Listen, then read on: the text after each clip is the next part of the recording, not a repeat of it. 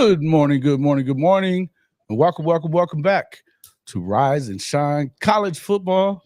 I'm your host, Jason Watkins. If you love college football, you know you're in the right place.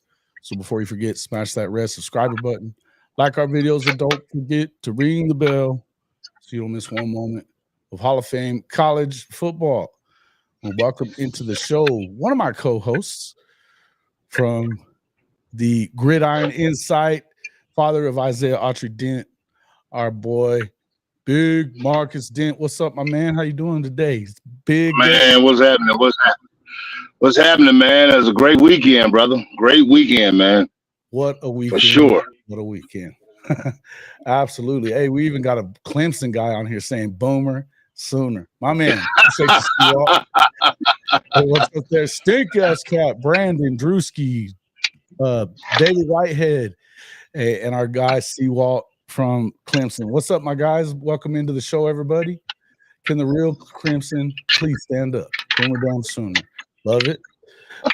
Good morning. Hey, nothing wrong with that, man. I tell you, it's been a lot of fun, man. You know, I was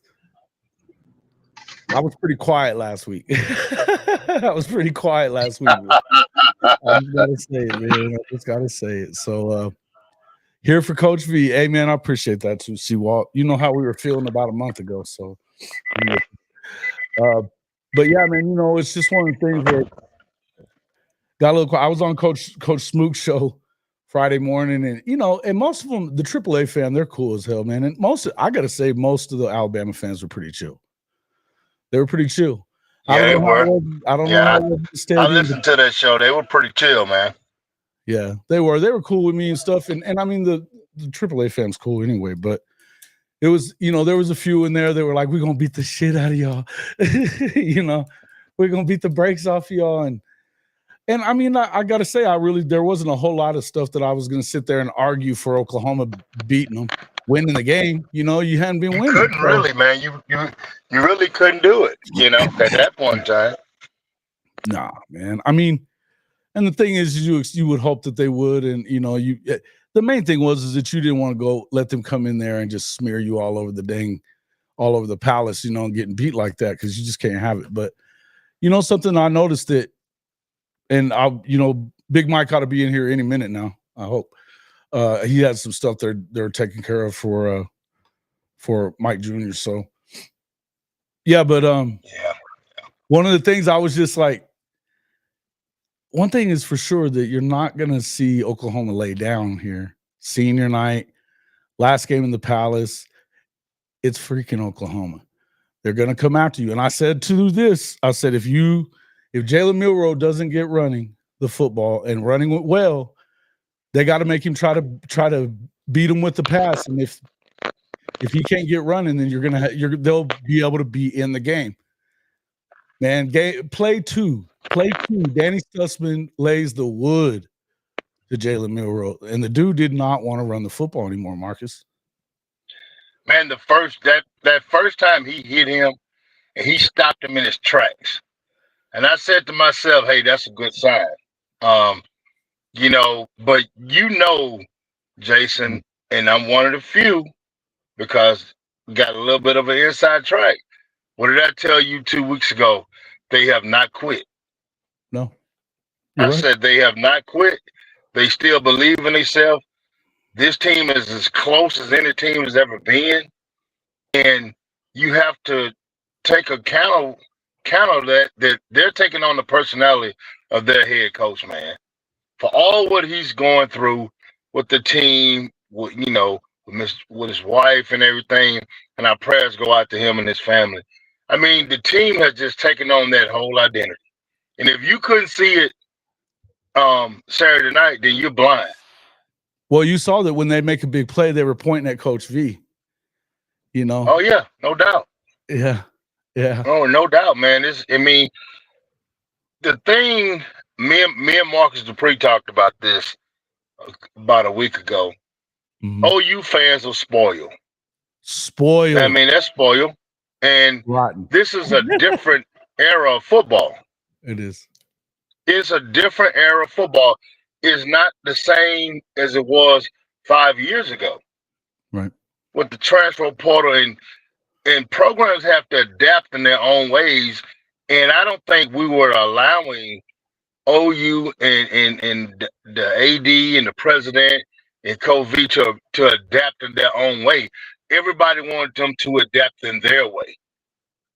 Mm-hmm. And so I think right now what you're seeing is the identity of BV, is the identity of these coaches. And, you know, let's just put this out there. Ole Miss lost Trey Harris. They couldn't function without him. We have lost now 6. We lost 5 guys that was difference makers in our football team. That's right. And we're still fighting. So, you know, you got to go back and look at everything. I know everybody want the championship and want to go win 11, 12 games. That's coming, I believe. I believe that's coming. But we have to have time. It's like Novocaine. You know, it don't work as soon as you get it, but over a period of time, it sinks in on you. Yeah, I feel you, bro. Well, Coach Boone, the Coach Boone coming out of you right now, it's like Novocaine. Yeah, that's right. That's right. Like Novocaine, baby. You got to give it time, you know? Well, listen, and I agree with you, man. And the thing is I think a lot of people forget that it was only, I mean, this is the 3rd year of him, but 3 years ago, the entire team was basically gutted for any of the guys that were really expected to be big parts of this football program were taken, or they left in the portal, they left in the draft, they left somewhere, right? Not everybody went with Lincoln, but you lost 2 5-star quarterbacks in that deal. You know, it sets you behind a little bit. And because Oklahoma fans are spoiled, and we are spoiled, there's no 2 ways around it. You get used to, this is the winningest program since 2000 as far as just straight games in the regular season. Nobody's close. Nobody's won as many. Hadn't had as many national championships as you'd like to see. But here's the thing. The truth is throughout that entire, not just did Lincoln leave and gut the damn thing, but it also had already been going the other direction, Marcus. It had already been, and you know, when Bob Stoops left, you're seeing it now at SC. It took a long time for you to see what not knowing what you were doing did to the program. And he saw it before anybody else did and bolted because he knew.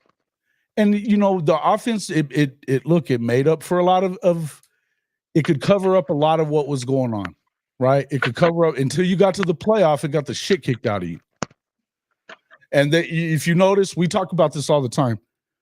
They got worse every year. They may have continued winning Big 12 championships because the Big 12 was shitty.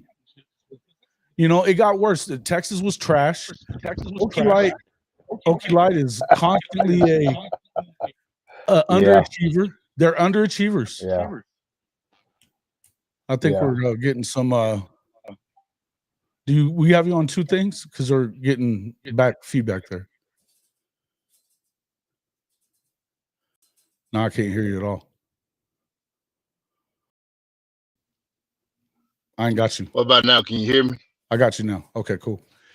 But I mean, you know, when the best teams in your conference are Baylor, and nothing against Baylor, but they had everything go on with Art Briles and that crew, and then got good again with Matt Rule and won a couple of conference championships. And Texas didn't even win anything, you know? Oklahoma State wins a bunch of football games, couldn't ever win the big one. So it looked like we were still at the top of the heap, but they really weren't. They weren't at the top of the heap. And so now Coach V's had to rebuild this thing. He said it when he got here. This is the first thing he said. We got to rip it back to the studs. We got to rip it back to the studs and rebuild it from the ground up and do it the right way. And, you know, people, I mean, you know, you just don't understand it sometimes, you know? Well, I think, you know, starting with, I don't know a whole lot about the 23 class. You had some good guys in that 23 class, but I think if you just look at the production of the 24 class right now, it is unreal. From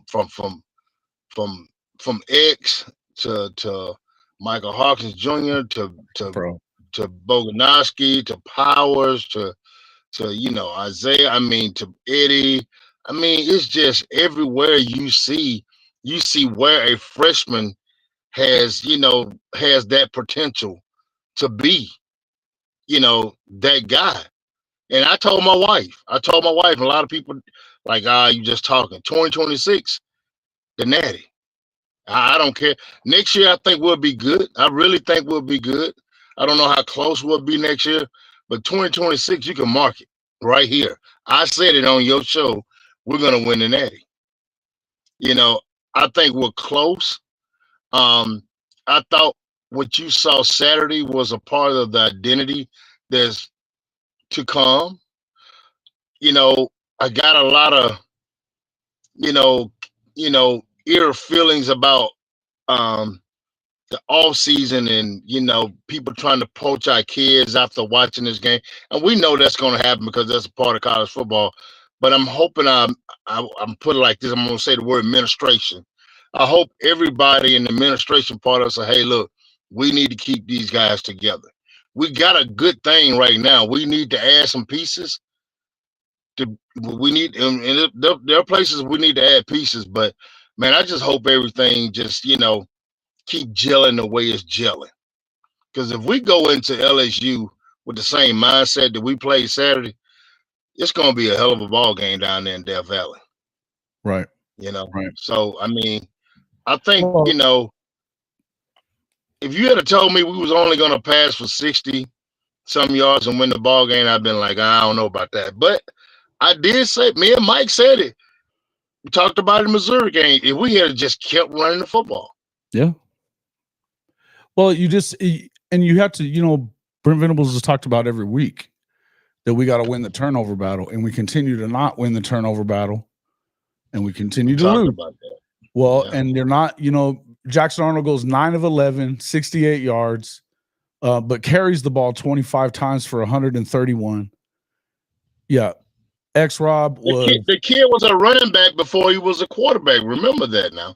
Well, and here's the thing. I mean, I've got my feelings about how that's going, and I think that this is going to work for one game or something like that. But you definitely shows that you need to be heavy run, right? It definitely yeah. And I mean, LSU is going to watch this film, and they're gonna stop some of that because Alabama didn't see that coming, and that was a lot of it. No, and they didn't see it coming. I got to give Joe John.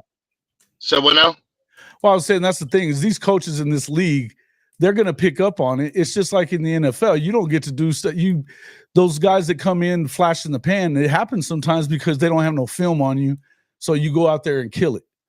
And then, 2 or 3 weeks go by, then it's like, okay, now they've caught up to you on the defense. These defensive coaches will catch up to you quick. Now, they've got some good coaches at LSU. They're a little light on Jimmy's and Joe's especially in the trenches over there.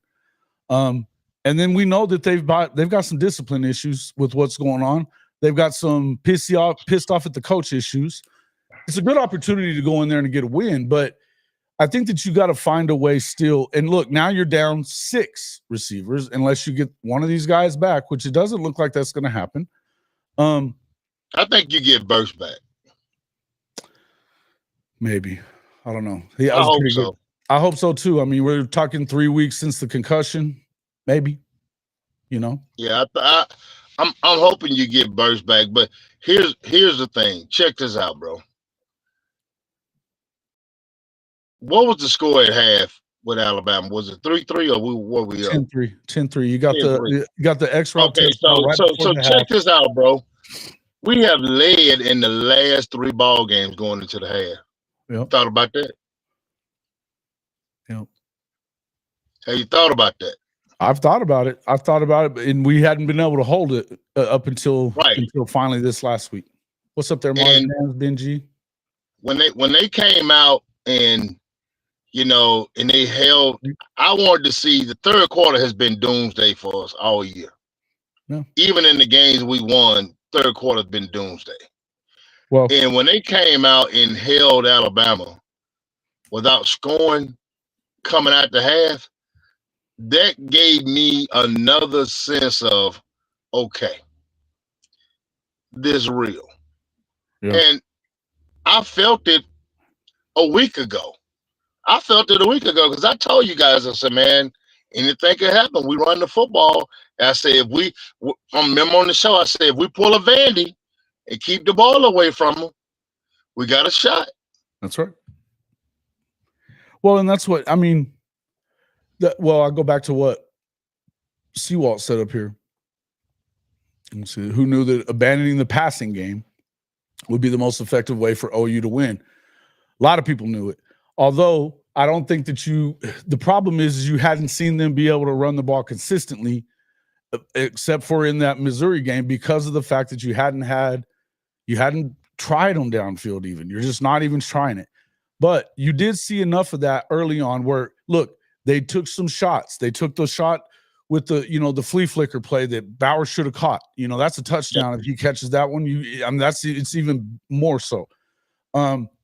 You had a couple of other little miscues. In fact, until they got that touchdown, they had been in the red zone 5 times in the first half and still only had 3 points. So, I mean, as much as you like to, and look, and real quick, Xavier Robinson, 18 carries. We said last week they better give him 20 for giving up his red shirt. And them not making, you realize that the red shirt, he played 2 plays at the end of the Mizzou game and 2 plays at the end of I believe, the Auburn game. Yeah. And didn't get a carry. Just 2 plays at the end of 2 games that you're out of. But I'm going to tell you from just hearing from the camp, that he is the most improved running back since day one of fall camp in the There's whole, no doubt. How's whole it take thing. 12 weeks, bro? How's it take? You got to give it to him, man. I mean, when they play, X is going to give it to him, man. Come on, bro. X going to give it to you. Hey, it was awesome, hey, man. bro, what's happening with that, man? 107 yards, 2 touchdowns. That touchdown before the half was huge because I think you needed to go into halftime with something on the board after how well you played, because as I'll say again, no matter what you want to say, this is what we've wanted to see, and you've almost needed it for more games than not because of the fact that the play calling and it was just, there wasn't a lot of competent play calling coming into this game, man. I mean, you saw some good play calling, then it was just uneven. A lot of uneven stuff. Same thing at Ole Miss. You were there. I mean, they looked good in the first half. The second half, they get behind the sticks. And you were just saying it. You needed this defense to go out there and do what they did. And not only you do that, but you get that touchdown. You've shut down Milroe. For the most part, you shut down, it would have been a touchdown. They had it called back. Ended up with a field goal because Ryan Williams stepped out of bounds there. And thankfully, I don't know why they didn't go for it there on that fourth and 5, something like that. They were saying you should go for it. We have been stuffing them though, bro. We have been stuffing them, man. See, and that's the whole thing. They did not want that to, if we stop them there, the coaches, they know the mentality of their team in that moment. And I feel like Alabama was like, you know what, we got to get some points because right now we need life. We need life. And they just didn't have it. And you got to think about this. Our defense will probably be top 5, top 10 if we had this type of movement with the offense all year. They was able to rest. You think about this. After that interception, the last 6 minutes of the ball game, Alabama to get the ball back, bro. What does that say about the job that John Finley? Hey, listen, I'm not bashing Kevin John and Coach Bimbo has done. I mean, you got guys, this is 3 to 4 weeks of these guys being together. This is not a whole summer. This is 4 weeks of those guys being together. And look at the product. Makes sense. Yeah. Look at the product in 4 weeks compared to a whole summer, a whole spring. Man, they've done a hell of a job. Yeah, and we've heard a lot of crazy things about that. We don't have to go too crazy into that part. I'll just say this. Sooner Cowboys, Milroe played horrible, though. he missed some open throws. Milroe played horrible because Oklahoma made him play horrible. That's right. They hit him in his mouth, and he got rattled. What Mike Tyson say? What Mike Tyson say about that? And look, we've already seen it once this year. You go back to that Vanderbilt game. What did they do? What did they do? They went and did the same. Hey, Oklahoma, it's not, you don't have to be a genius to know what to do. You go back and find out what's beaten them already. Mm-hmm. And a heavy dose of the run game, a heavy dose of the quarterback run. Think about it. Diego Pavia, same thing. Mm-hmm. Same thing. They ran it a little different, but it was the same thing. And look, I said it earlier in the week. I said it all week. Milroe has to get going with the legs. If he gets going with the legs, he will kill you with his arm, because then you have to add people to the box, and then he's going to hit you with the deep ball. This is not a quarterback that's going to hit that 15 to 25-yard pass. That's those precision passes. That's not what he is. Nah. That's not what he is. He reminds you of really a Jalen Hurts. And Jalen probably even a little bit more. But I remember when he was at Oklahoma, Lincoln used to have to cover for him a lot. He would have to shut the game down into doing the things only that that Hurts was good at. Great athlete. But it's the same reason he got benched at Alabama, because he couldn't hit the precision throws that you had to hit in order to win some of these games. So you got to get a guy like that running the football. If they can get running the football, then you get a lot of deep balls that, man. And here's the other thing. We can talk about that damn penalty that wasn't or shouldn't have been or whatever you want to call it. And look, hey, man, Ryan Williams is that dude. All the way live, bro. You know, he's that guy. Eli's in his pocket. And somehow he not only makes the catch, but somehow gets his damn toe down. Look at Coach Riggs, man. Yeah. Foot to ass. Milroe was scared to death. You should see it. You could see it in his eyes. You could see it in his eyes. You absolutely could. Yeah, man. And look, and no shade against, and this isn't shade. This is just telling the truth what it was. Alabama fans are doing the same thing right now. They're doing their post-mortem. They've been doing it all weekend. Wanted to fire Kalen DeBoer. A lot of them. Here's the thing, and I heard somebody talk about this. One of the analysts, I can't remember, who it was, but it was talking about, you're talking about firing Caleb. Dude, there was nobody right now. I think they made the best hire they could make, because there's not, even with the OC job that we're looking, there's not a lot of guys just out there. Mm-hmm. You understand what I'm saying? It's not like you got 30 guys to pick from, bro. Right. No doubt. Well, and so I think that, you get used to seeing them win and stuff like that. Nobody expected. Hell, I didn't expect them to do it, because honestly, until you see something good out of, hey, Seawalt's got a good one here. Football game and matchups. Oh, you knew what they had to do. Credit for that goes to the staff, and execution goes to the players. Very decisive. It was decisive. It was decisive once they got out of their own way. And once they did, though, that was good, because in the second half, whereas you still feel, we said it at halftime during the halftime show on Legends channel. It was like, hey, man, I don't know. We're gonna have to see, because to be honest with you, we hadn't seen them really come out after the half and do it. And even if this was out of reach, it ain't much out of reach, because you probably ain't gonna score a lot. We didn't expect to score a lot. Well, you come out there, you get an interception from Eli, you get another and then another X-Rob touchdown, and then you get the pick six, the Kip six. The Kip six, baby. Alabama state champions, baby. And he did both of them against Alabama teams, Auburn and Bama. Yeah, we're the Iron Bowl champions this year, bro. Yeah, Iron Bowl. It should be Iron Bowl champs, huh?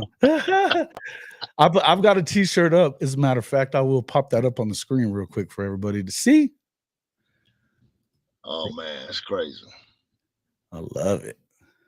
Yeah, man. It's one of those things What? I can't hardly see it. I'm on this phone, so. Hold on, I'll roll over it here real quick. So Okay. Alabama State Champs 2024. It's got the scores from the Auburn game and from the Oh, I gotta Alabama get game. one, cuz. Yeah, we got it here. So got it here right here on hofmedia.us/pod-merch. I will throw in the actual, I can actually throw in this this link into the description as well. And we'll get you guys set up. But all you got to do is hofmedia.us/pod-merch. At Hall of Fame College Football, we celebrate passion, pride, and traditions that make college football the heart of our shows. Our merch store is the go-to destination, whether you're repping your favorite Sooner moments or telling someone your favorite Coach Roy Ball ism. Look, if you're looking for the perfect gift, you guys got to get in there. We got a lot of horns down gear that's available only for a limited time, so you want to make sure you jump over there now. We'll jump. You've got the Coach Roy Ball. Doesn't give a S. You've got. I love this one. Actually, we've sold quite a few of these. Oklahoma versus the world. That was a great one as well. I love that one.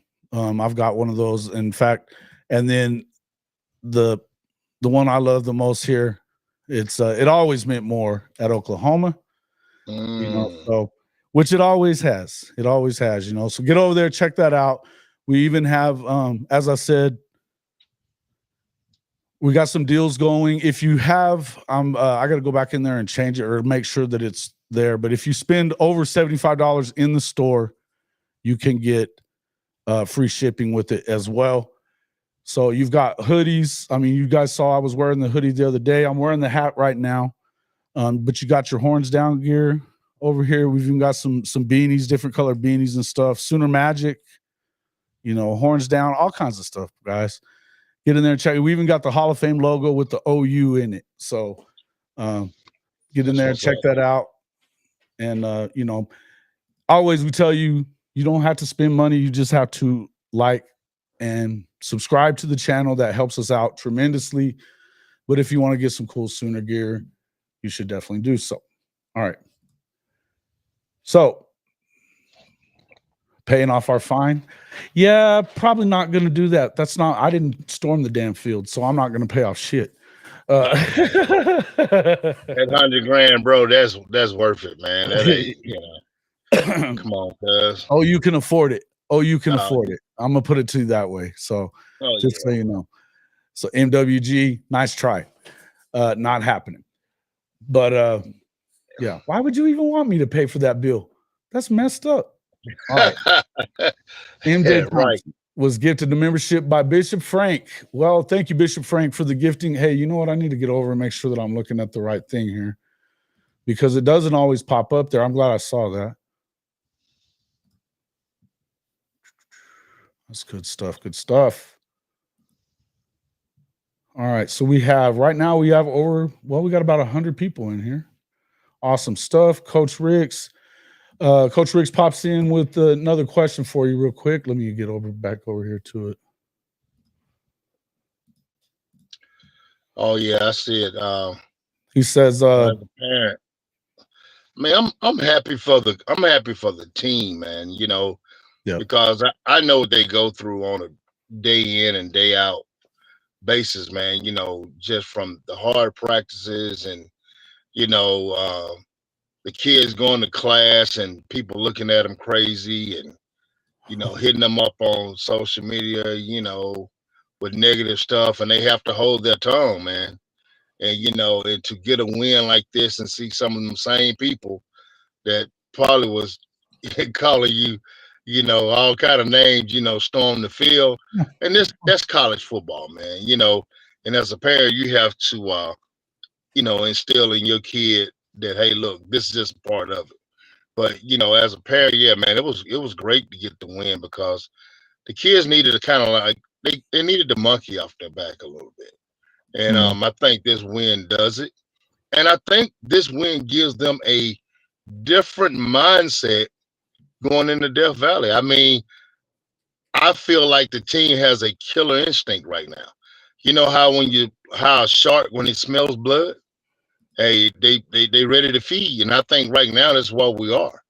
You know, don't know if we'll go 8-5. I don't know that, but it's on the table. It is. You know, it's definitely on the table. And look at this, guys. And I know this is not vintage Oklahoma football, but we have beaten two teams in the top 25. Tulane is what, 9-2, and then we beat Bama, and we coulda, shoulda, woulda. We had Mizzou, so you had to lead at Ole Miss. It had to lead at Ole Miss. So guys, we're not that far away. We just need patience. We're not that far away. And like I just said 5 minutes ago, this staff right now, I feel like, because Beanbo, Coach Johns, and JJ, I think right now they're wrapping up what they could be. It's something special for those guys. Don't know what the future are for, two of them. I don't really know what the future is for Coach B, but I'm hoping the future is still at Oklahoma with Coach B. But I'm seeing some guys put egos aside and put everything else aside and just pour it out for the kids. So the win was big as a parent for us, because the kids needed that. And I told Jason, man, a week ago, man, they haven't given up, bro. Right. They haven't given up. They hard headed, and they stubborn. They're gonna stick to their guns just like their head coach. Are you in Dallas there, T Boomer? Let me know, because it's showing that the only one that I'm seeing in there, it's showing that I did have an issue with one of my cards got the giveaways. I was having an issue because one of my cards got stolen or whatever. Basically, they found it online or whatever. So I had to be able to I had to get a new card for it. So it's giving me a hard time on a couple of them, but it's showing that you have that it was delivered. Do you live in Dallas? Let me know. Okay, yeah. What's up there? What's up, Unc? How you doing, man? Good to see you. Okay, Chris's uncle Tristan. Good to see you, man. Brian Gilcrease, T Boomer, Tristan. Let's see, Sooner Cowboys still in here doing it. Dez, what's up, Dez? Is everything good in Norman now? It's better. It's getting better. Are they keeping JA and JJF? I'm going to tell you no. I'm going to tell you no on both. No to both. But that's just my opinion. I don't really know for sure. I think that whoever this new offensive coordinator is, which it's not going to be Joe John. I think whoever the new offensive coordinator is will make the decision on that, on whether or not they're going to keep Joe John around or not.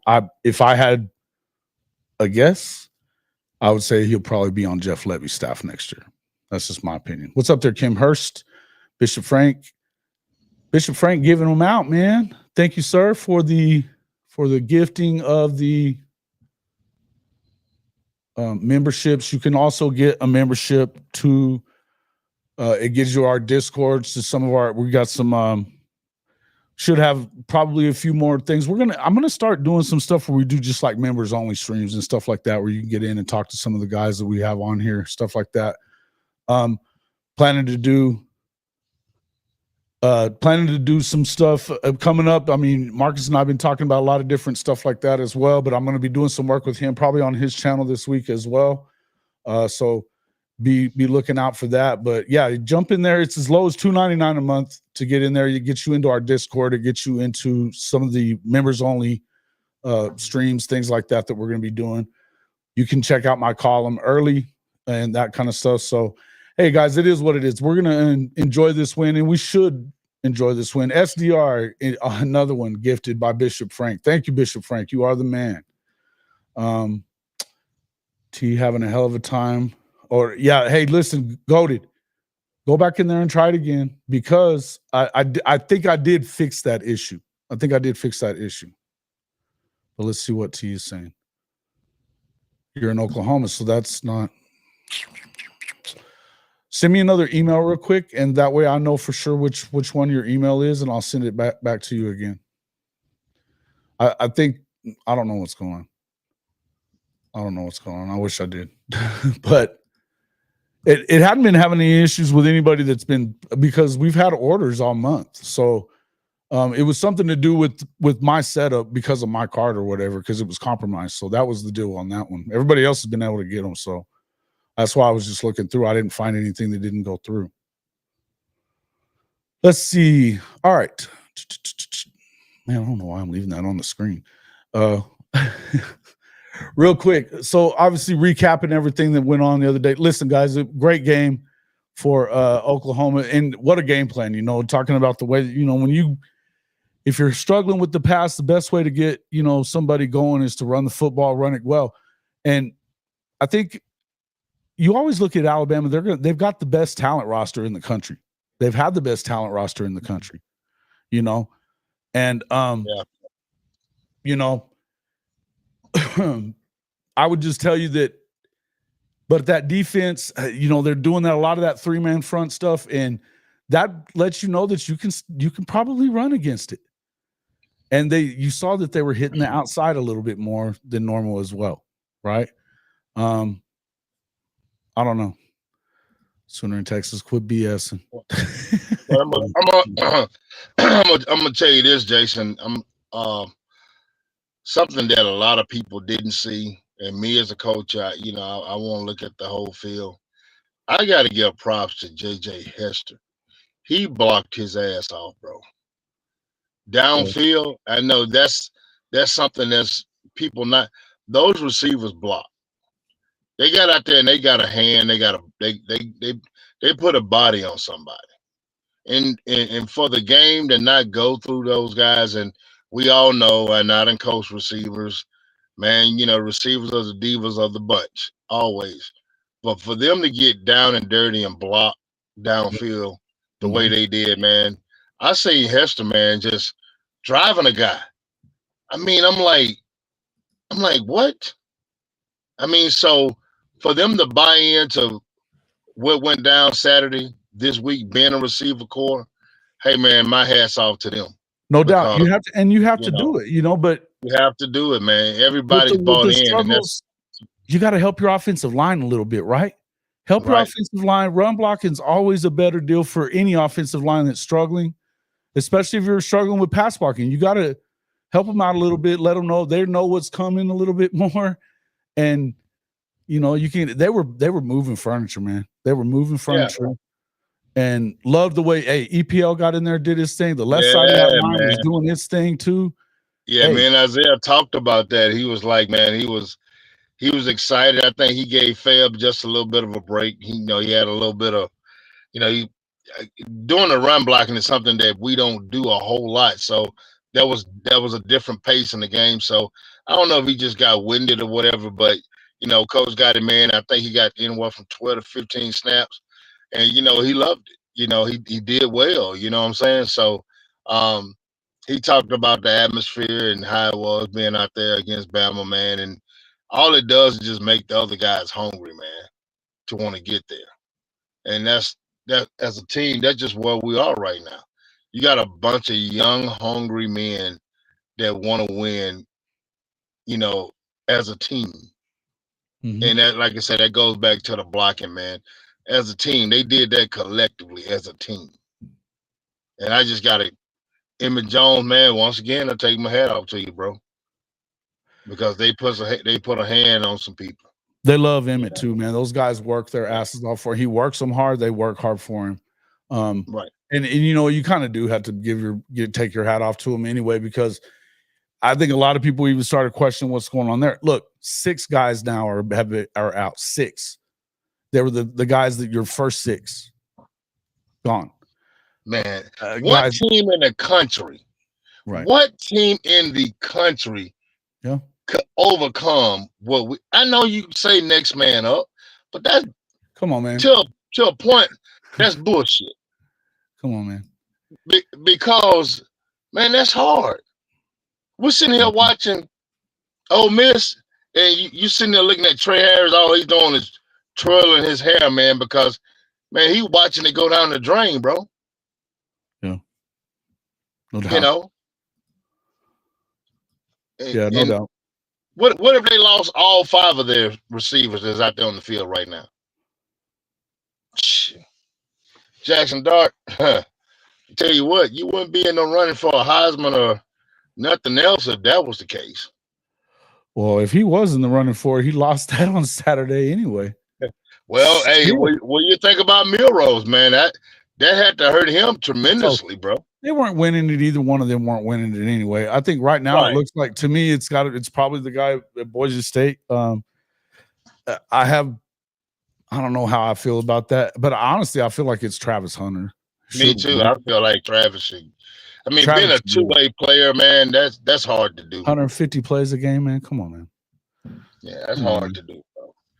Yeah, and I feel bad for Brennan too. You know, I feel bad for all these guys, man. Feel bad for all these guys, and this is the one thing. And you know, Coop said this the other night on the show. Is something that I want to reiterate is that this was such an anomaly. You're never going to see this again.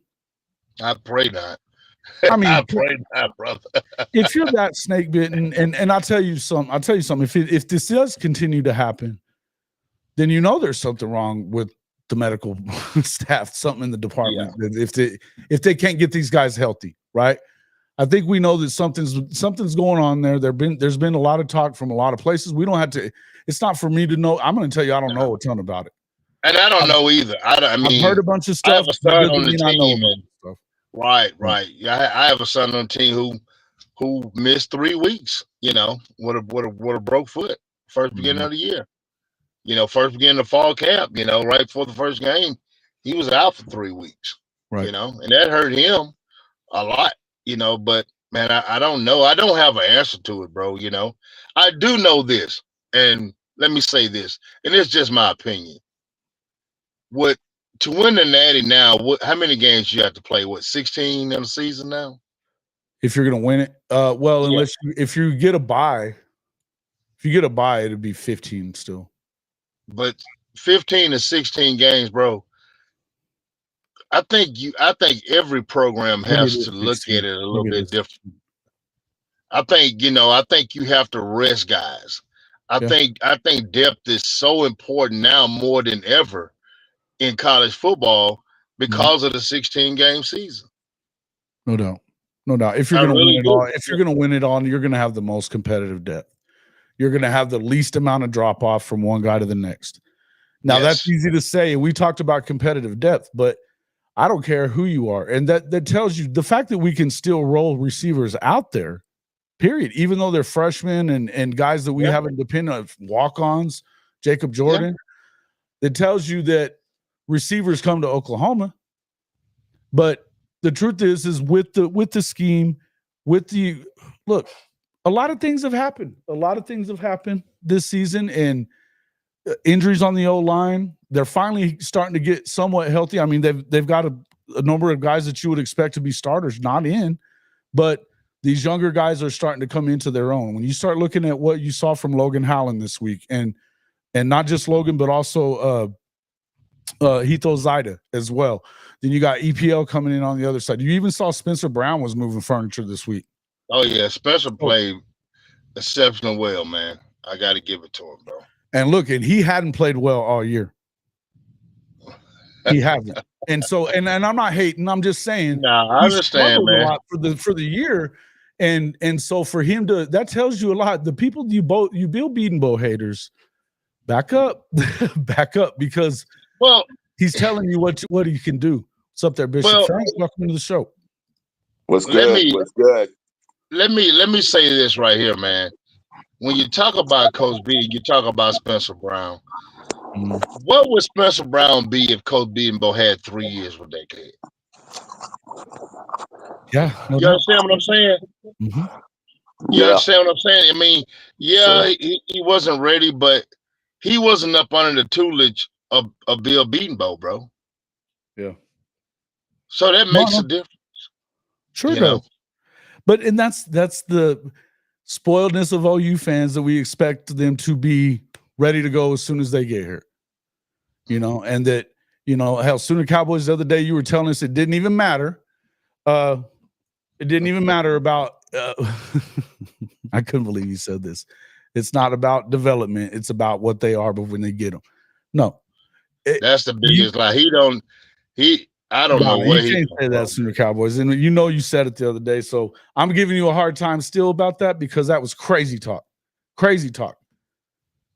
And it goes to show you that if you look at what's been going on the entire last month of the season, these guys have gotten better and better on the offensive line each week. The second half of Ole Miss, a lot of that you have to chalk up to when Jake Sexton went out.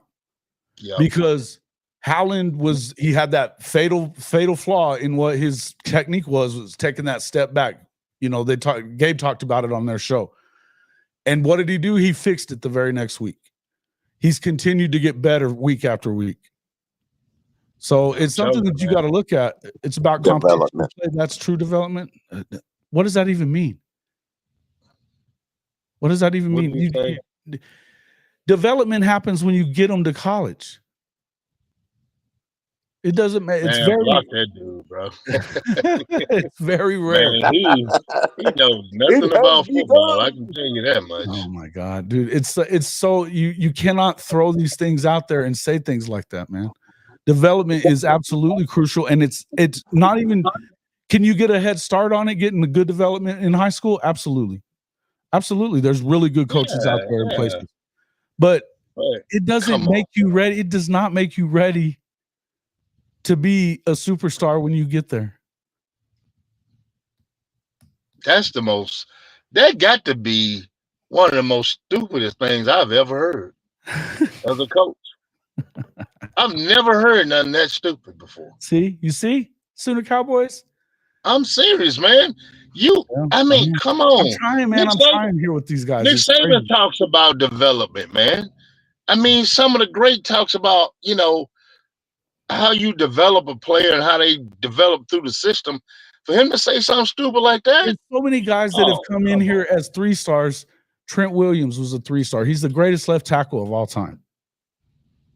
Man, that's crazy to say that, man. Greatest left tackle of all time. 3-star. Man, I don't know. I don't know who this guy is or where he's from. Everybody in the chat is now dumber for having heard that. Everybody took a step back on that one, man. Golly, dude. Yeah, I know he got. Oh man. Listen, we can move past this. What I was getting at. Lord, please that here's what, and I was just trying to make one point. We don't have to keep on going with all this stuff, but I'm gonna call you out on it, Sooner Cowboys. I'm gonna call you out on dumb shit because I don't play dumb shit in here. If we're gonna talk about it, we have to talk serious about it. And the truth is, you had injury after injury after injury. They have recruited well, but you know what people forget about is that in 20 and 21, the COVID year and the year after that, they got a total of 5 offensive linemen. A couple of those guys don't work out. A couple of them transfer. You get them leave a little early. Then all of a sudden you're behind the 8 ball on those guys, and you have to go and supplement in the portal. We've talked about this a ton. In the portal, what happens in the portal? Hey, check this guy out. Purple something right here. This shit too. Yeah, but check. He said transfers are other people guys. Okay, how are there other people guys at your university for maybe 3 years and maybe was only at that school for 2 years? So how you tell me? So if you go work a job and you say, you know what, I don't want to be here anymore. I'm gonna take a high paying job and go somewhere else that I feel like I could be, successful. So you go there and you blow this company up so they come and say, oh, that's our guy. No, man, get out of here with that mess. You talking about with sunshine pumping, man? Nobody is sunshine pumping. So we're stating facts. Yeah, I want to. Let's go with this real quick. Hold on. So Orca, do tell us what the real deal is then, since you know so much. Man, nobody's sunshine pumping, bro. It's called development. We've watched this team develop from Ole Miss to right now. I don't know what the outcast is going to be. Outcome is going to be against LSU. But guess what? I do know I'm seeing growth, and growth is called what? Development. So what you're calling a sunshine pumping? What are you saying? I'm not hating if a guy is only 1 year at a school that don't show development skill. Development if developing guys after years of hard work. What does that even mean? That's stupid again. That's another stupid. If a kid been at your school for 12 months, dude, he came last summer. Better? Oh man, come on. Hey, you know what? That's okay. So okay, we got to keep guys to develop. We are depending on mercenaries. No, we're not. You see, again, I'm going to explain this to you again. They only got 5 guys, and part of that was on Lincoln Riley, that they only were able to. You know what? He was struggling with the recruiting. Why is he struggling with recruiting at California right now? Because he doesn't. Dude, and Jason, we're talking about one kid. One kid. Mm-hmm. You're talking about one kid that came in that has 1 year left. Tarquin wasn't on the field last night. Not even that. Not even okay. Well, he was a lot better this year than he was at SC last year. Right. He was better. And you want to talk about developing these guys that come in. What do you have to say about the last 2 first rounders in the last 2 years? First rounders going into the draft. One of those guys was a bench-warming defensive tackle, Tyler Guyton. At TCU, he didn't even play. Big Bill goes and gets him. What does he do? Nobody's building. And you know what, you two? I am the least guy that sunshine pumps whenever it comes to talking real about this shit since they started going. I don't do it. I tell it like it is. I didn't not one time last week say that Oklahoma was going to win. So don't sit here and tell me that I'm freaking being a sunshine pumper. Dude, say you're building your team off guys that come from Florida. Dude, are you really, man, he's an idiot. He's an idiot. I mean, how many transfers we got from Florida that making a difference in this football team? Dude, that's something stupid to say. We have less transfers than most teams. We do. In fact, they don't hardly go to the portal. They've had to go to the portal. I told you just why. Think about it. 20 and 21 guys that you should have had they left. A lot of that stuff was because Lincoln Riley gutted the fucking program on his way out. And then Dude said, Bill, hold up. I gotta take Devin said Bills deserves some criticism for the O-line this year. Man, are you fucking kidding me, bro? You guys got to go. He deserves praise for what he's done. Here's the thing, man. Out of chicken shit. That's what he deserves. Look at the development of those kids from here to now. And you got to realize we don't know, and I don't know, even my son plays there. I don't know how much self-control controlled what the offensive line were doing in the blocking scheme. I'll tell you how much, all of it. Yes. So you want to put stuff on somebody who had no control of it. That's something different. And I'm not, the relationship Coach Bill has with those kids is love, man. He rips their ass from one end to the other, but he come back and he shows them what they did wrong, and he cares about them. Although he rips their ass, it's tough love, and that's the reason why my son is there. Is because of the way he coaches and his toughness and his will to not let your ass give up. And guess what? Those kids didn't give up from being talked about online by every damn body, saying they're the worst offensive line that you ever seen, to putting 250 yards on the ground against Alabama. Mm-hmm. That's development. Mm-hmm. That's development. If you can't see that they're developing guys in this program, especially since Venables got here and with Big Bill the last few years, part of which, that's the other thing. You guys forget that they have the yoga instructor here with Lincoln. And so and Benji will tell you that because the same son of a bitch was in Texas before that, and they didn't love him there because everybody was getting smaller instead of bigger.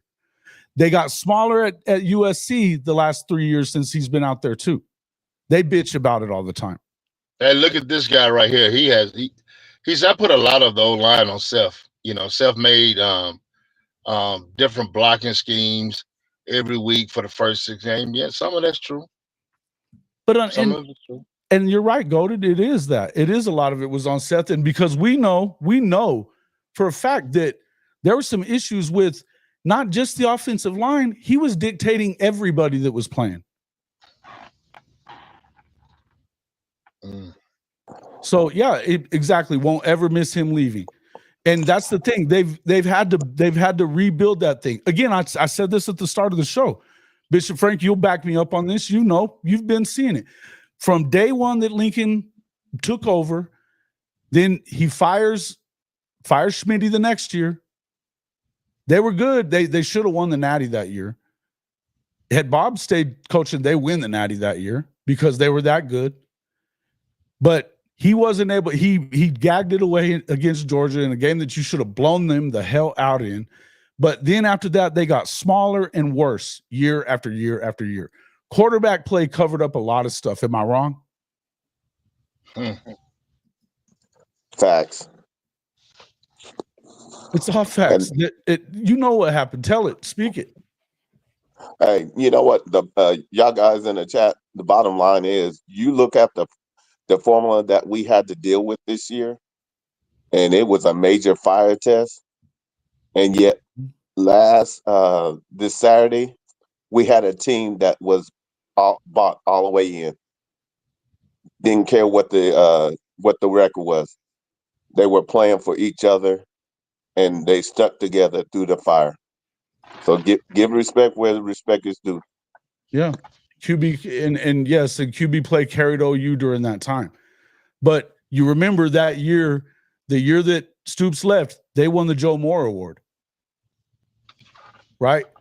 That's when they had Creed and those guys. Dude, that was a nasty, nasty offensive line. But it didn't get better. And we can sit here and blame it on Big Bill if you want to.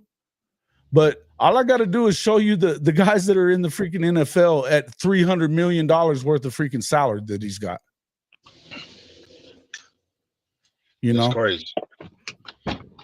But in the end, it took longer for Lincoln to screw all that up. It took longer for Lincoln to screw all that up. It hasn't taken him as long out there. He didn't have a ready-made staff at SC like he had at Oklahoma. Turnkey, everything. They gave him the turnkey. They gave him the keys to the Lambo, and he proceeded to crash that son of a bitch into a pole. And it's one thing. It's one thing if you sit there and look at it. You know, you sit there and look at Caleb Williams. Okay, great. He's always does great with quarterbacks. He schemes. I've told you guys this a million times. He can scheme dudes open. He can make sure, but it didn't always work. Why did it not always work in the playoff? They get the shit kicked out of them. Why? Because they didn't run the football. And that's why they've lost games this year. They don't run the football. When you run the football, you control the line of scrimmage, man. Those Elite Eight, you know, I mean, those controlling the line of scrimmage is the key to winning, period. You know, and when you can't do that, you can't win. Your quarterback is not comfortable. And, you know, that's something that I'm seeing right now that Jackson Arnold finally said, you know what, to me, him running the football gave him confidence. Like, I'm in control of this football game. And I like that. You know, I know we need to throw the ball down the field a little bit more to win. And I think we have explosive plays. You got to have explosive plays. You got to be able to I think we need at least 150 yards passing this coming up week to win this ball game, because LSU is going to scheme against the things that they saw Saturday. But let's say this: look at what we did in the first half against Ole Miss. We was balanced a little bit.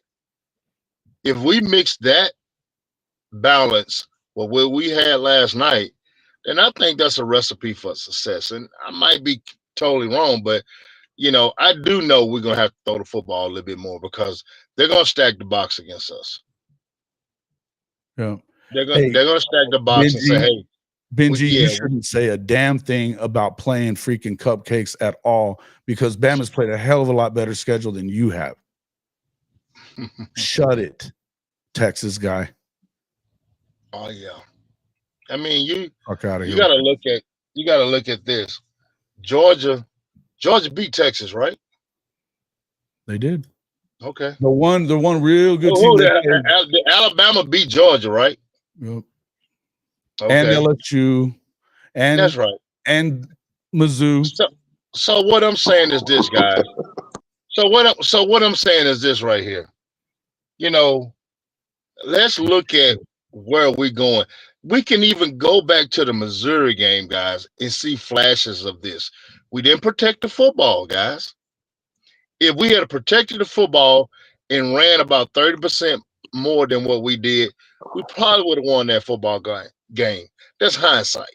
I mean, that's in the past. But if you just look at what we did yesterday, did Saturday, you know, you kind of see a trend of, okay, we got some good things going. And I'm gonna say this: Joe John and what's Kevin Johns, dude. If they're not here, which is, you know, I understand the dynamics of everything's going on, they're gonna land somewhere. They're gonna land somewhere, bro. You know, I don't know where it would be. I'm not saying it'd be at a Power 4, but you know, JoJo, he's young. And you can see that cat 5 years from now, when he really get it together, you can see him again. And guess what, guys? Don't think you might see him at Oklahoma in 5 years. You don't know that. Because whatever OC that we get and we win, he won't be here past 3 years, guys. I don't think. I might be wrong. Because that's just the going trend. OCs turns into head coaches when they're successful. You know? So, like I say, man, I think we have a recipe over the last 3 games. If we just keep adding to that recipe, I think we'll find the meal that we're looking for.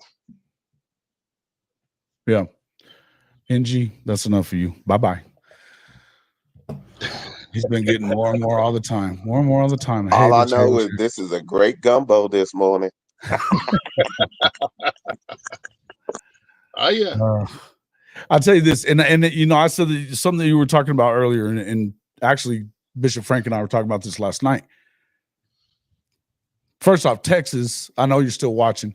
Texas has the easiest damn schedule in the freaking SEC, and they set it up for them real nice, doing what they always do, pulling that bullshit.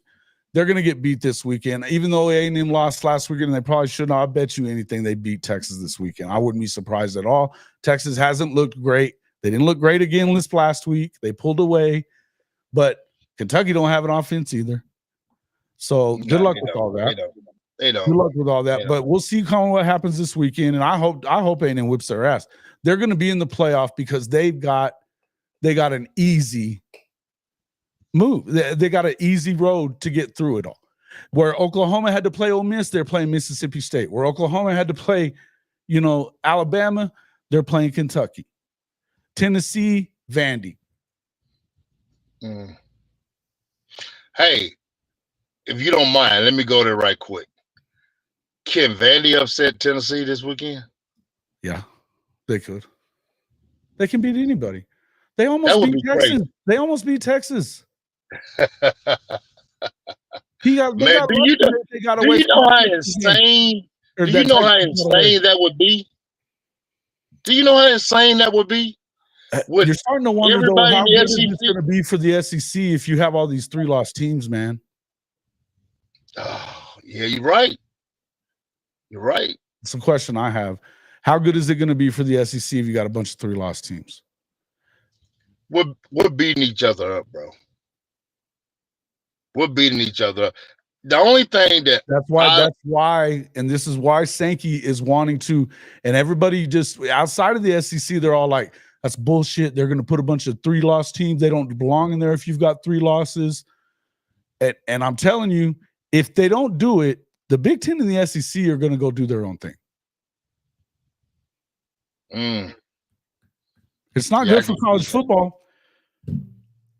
It's not good for college football. But if you're going to sit here and tell us that it's better, then why would the SEC go to a 9-game schedule when they're already beating each other up? As it is. Dude, I think they should have did an East and West. I'm sorry. I might be wrong.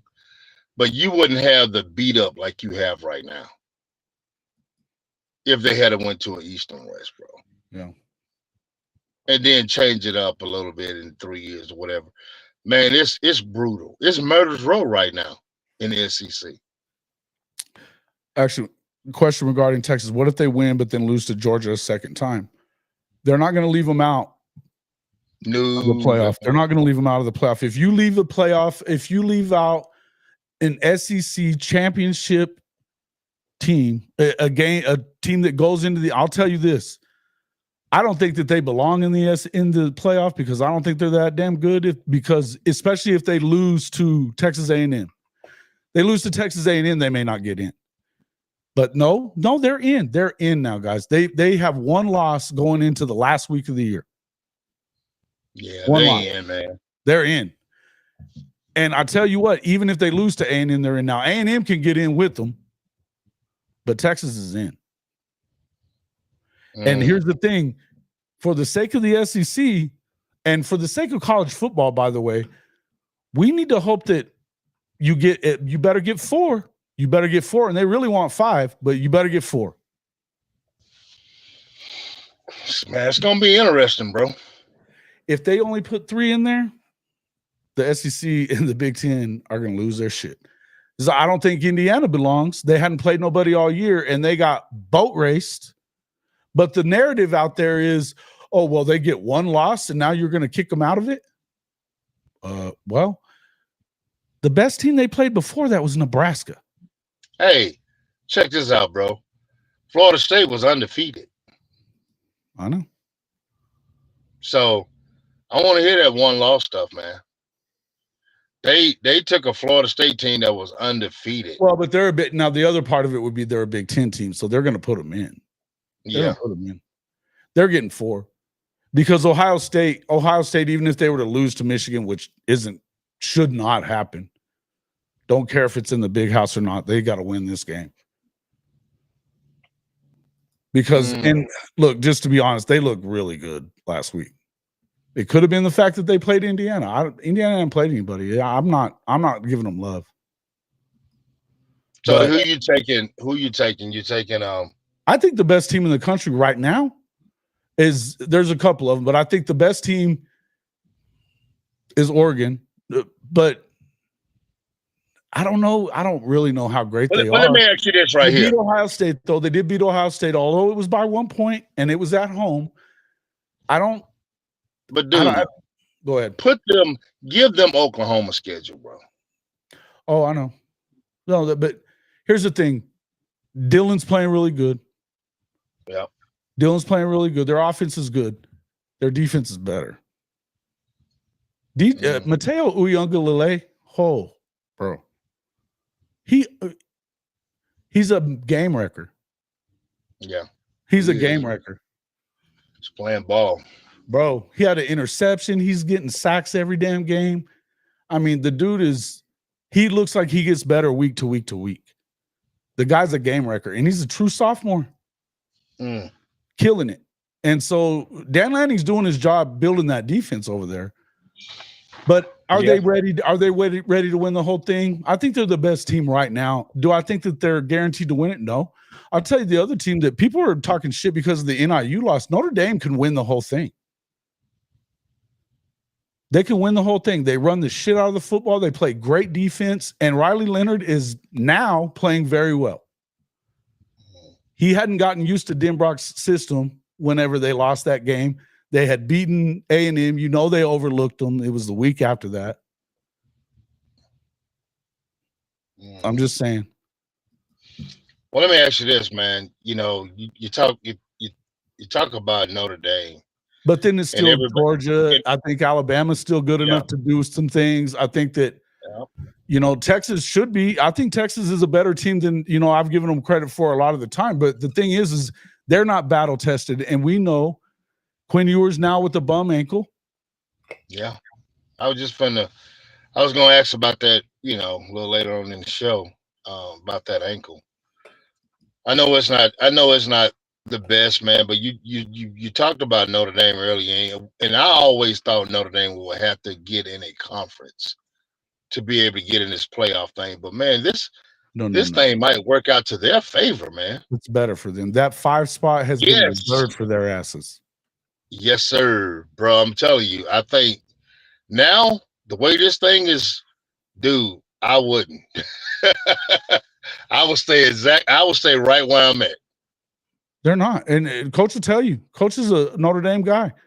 They're not getting into a conference. Hell, they wanted to go to the Big Ten 50, 60 years ago, and the anti-Catholicism thing kept them out. Now they don't need your ass. They got a $20 billion endowment. They don't need you.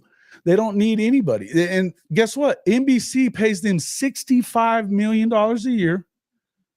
No conference, just them. Plus they get they're getting 1% of the playoff, which is 10 more million. That's 75. That puts them right up there with the Big Ten and the SEC. Why the fuck would they get into a conference? They're not. Dude, I'm telling you. They have no reason to, because you know what? They play everybody they want to play right now. They play SC every year. SC, they're not that good this year. They're going to beat the shit out of USC this week. Watch them. They will beat the brakes off of them. Because they're just now? Notre Dame and SC this week. Oh, yeah, that's right. Sure. But I mean, like, you see what they did last year. What I like about Marcus Freeman is this dude, he's building a team kind of similar to the way you're seeing with Oklahoma, where they're just, dude, they play hard-nosed, bust you in the mouth football. Physicality at the max. That's what they're doing. Their struggle has been offensively. They hadn't been able to put the ball in the end zone. You get Denbrock back, it's been a lot better this year, man. I'm telling you, I know everybody thinks, Notre Dame's contract with Under Armour another $100 million too. You think they're not? Yeah. Yeah. Forgot about that. Oregon has 3 to 5 losses against our schedule too. I don't know. You can think, they've played as many good teams as Texas has, for sure. They played Texas A&M. Louisville, you know what? Jeff Braun puts it together every year. They went and beat Clemson this year. Yeah. I mean, they beat the shit out of Clemson, actually, at Clemson. Does Clemson have a chance to win the ACC? Kind of toss up, huh? Does Clemson have a chance to win the ACC? Yeah, they're gonna. The Clemson folks think that they think that if the Clemson and the South Carolina people, I even saw somebody on Twitter saying that game ought to be on the game day show instead of A&M and Texas, which is silly talk, but because it ain't like that. And look, Clemson may or may not win the game. I think that they probably should win it, and they're saying if they win it, that's going to get them in the playoff. I don't agree with that. They would have to win the conference, I believe. They better win South. They better be. They have to beat South Carolina. Correct. But then they have to win the conference too. I don't think that you're going to get away, because I'm going to tell you right now, they want to see Miami. If Miami wins the conference championship, they're going in. Hey, let's do this. Even if they don't, if they get into that conference championship game with 1 loss and they were to lose to Clemson, they'll put Miami in. But I don't know that they'll do the same for Clemson. Man, I'm gonna tell you this, and I know it's something kind of crazy to bring up, but man, you take that South Carolina game. How many scores did offense give? How many scores did we give up? What, 21 really? 2 pick six, and then we had fumbled, and they scored off of that. Yeah. If you look at our defense, bro, from that South Carolina game up until now, it's been building, bro. It's been building. I was just going back looking at different stuff the other day when I was doing some of my high school stuff, and it just came to my attention. Like, man, they really held, because the hype is on Beamer and what he's doing right now, and whether you love, hate him, or whatever situation is, they on fire right now. But that defensive line is on fire, but Beamer is still Beamer, man. Come on, man. Yeah. But no, I'm talking about us. I'm just talking about our defense, what our defense really did against them, bro. We didn't. What we shut 'em gave up? down. What 14 points? Maybe They shut 'em was it down, 14 right? points? Mhm. Yeah, right. So I'm just going back looking at the body of work that we have been putting in for weeks and weeks. That's what I'm saying. I'm not studying Beamer, but what I'm saying is the body of work that defense is putting in, bro. And yeah, you say the Missouri game they did this, but got slipped. That happens. I hate it.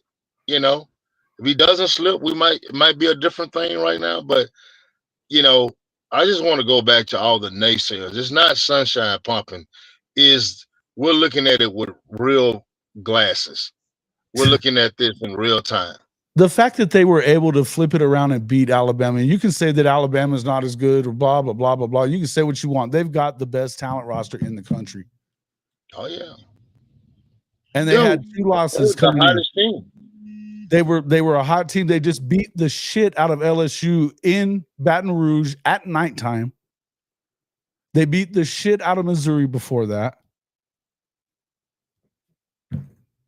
I mean, you can say what you want. You guys can hate on Alabama all you want to. If that's what we're gonna do, then I mean, come on, man. You're not any worse than the clowns that think that Oklahoma is just the worst team, is gonna go and beat the Nebraska of the SEC. Get the fuck out of here with that shit. Come on, man. Yeah, man, that's Dupree calling me. I'm on my phone, so I can't swap over. There ain't no telling what that joker want this morning. Hit him up. Hit him back real quick, and you can come back in. I don't know if I could. Let me see. Gonna get in, man. He wants something totally different. We got a little project going on, but I'll drop you out real quick. He just pop back in whenever you get done. All right, let me. I'm gonna hit you right back, bro. Sounds good. I bet. All right.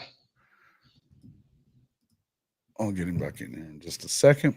All right. Are we going to get our OU versus USC game? We might. I don't know, man. I'll tell you this. I'd love to see this happen.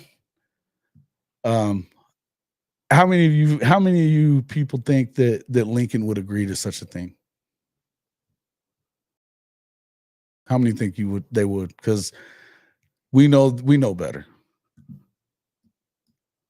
Let a naysayer know. Yeah. I view Ben with the same respect I've always had for Nebraska. And look, I mean, yeah, but that Nebraska, the SEC stuff, Nebraska hurt itself by going to the Big Ten because they didn't have the pipeline. They don't have a pipeline in the Big Ten. They don't. By playing in the Big 12, they're playing 2 or 3 games in Texas every year. Texas kids will go to Nebraska and play. Oklahoma hasn't lost a damn thing. They're not losing their pipeline. They're recruiting at the top of the country, in the top of the country. They have for 3 years. That 24K class is gold. And there's a lot of guys that are underrated in the class. Think about this for a second. One more time. I'm going to do this one more time for everybody. What Oklahoma has is underrated. Jaden Jackson has started from day one. He kicked the shit out of the interior of that defensive line the other day. Dominic Williams, same thing. They got him in the portal. David Stone's been killing it every week. He looked really good this week too. I mean, we just keep on and on and on with this stuff, and you got to think about it. Michael Boganowski, 3-star. Isaiah Autry-Dent, 3-star. 6'7", 320, 3-star.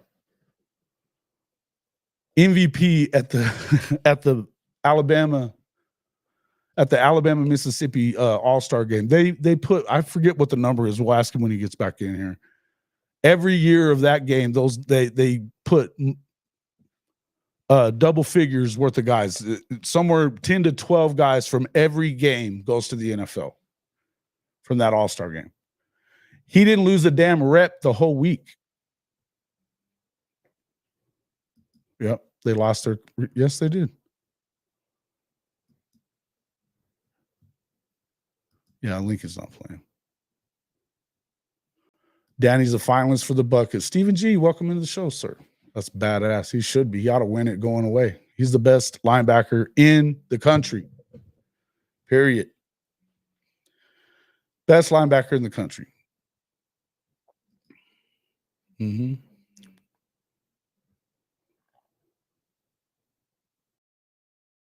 All that just to lose to LSU next week, huh? Hey, well, if they do lose to LSU, is this guy must be another one of you Texas clowns? Talk some more shit. Yeah. Yeah, it hasn't only started. He's played virtually mistake-free. Yeah, dude, he's a dog. Samaje 3-star. Look, I'm talking about this program, right? This team right now. These guys that are going to be who knew a ton about Hito Zeta? What was he, a 3 or 4-star? Howland, 3 or 4-star.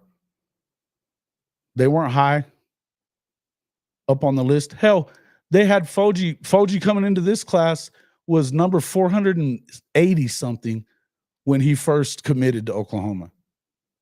Same size as Michael Fasusi.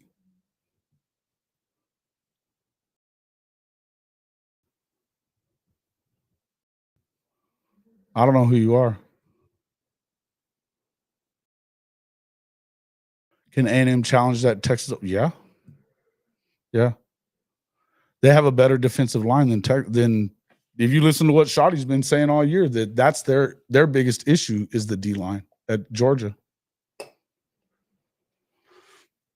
You know, it's going to be a good matchup. It's going to be a good matchup. But I'll tell you this, if Quinn is out, that's a big game for Arch to have to come in and play. I don't know about all that. You're an LSU fan. Okay. Well, I understand. I'm not a Beamer fan either. I don't think he's very good. I think he recruits okay. I don't think he's a very good coach.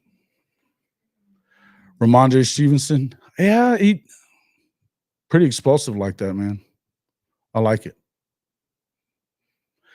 Look, yeah, let's talk a little bit about X, man. And I'll say this. I don't want to continue saying a lot of this shit, but man, how in the fuck did it take till week 12 before you figured that shit out? It's just silly talk. Means jack shit. They don't mean nothing.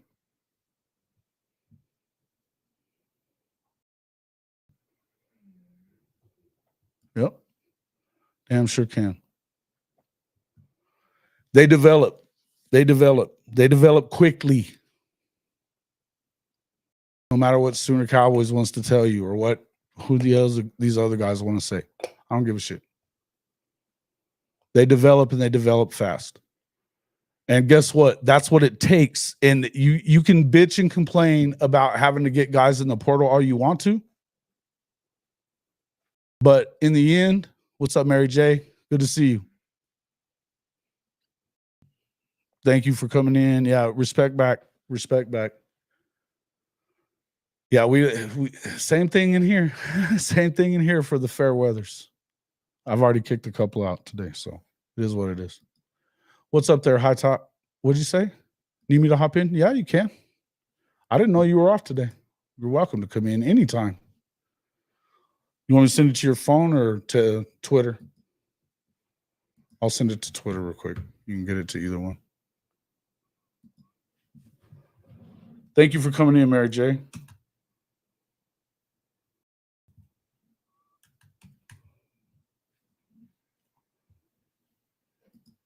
Let's see.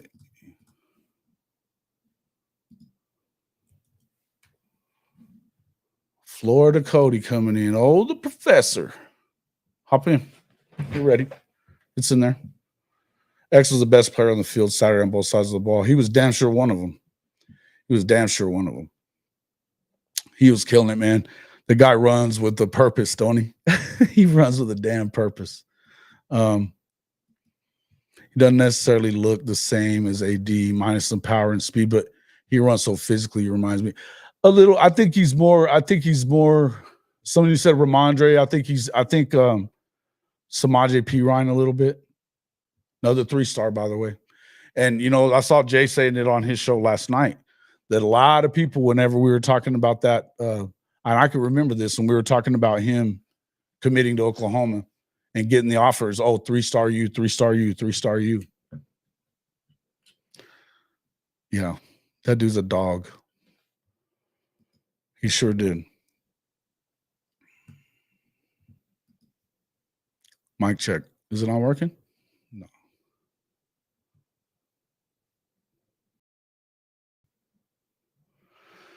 Yeah, man, he was all. Kennedy Brooks is another good one. I like Kennedy Brooks a lot, dude. Dang.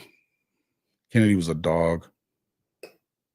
It was a great game. It was a great game, too. And just look, I mean, I would say, and, Mary J., thank you for coming in and everything. But I'll say this, I wasn't expecting them to go in there or to get that win. Wasn't.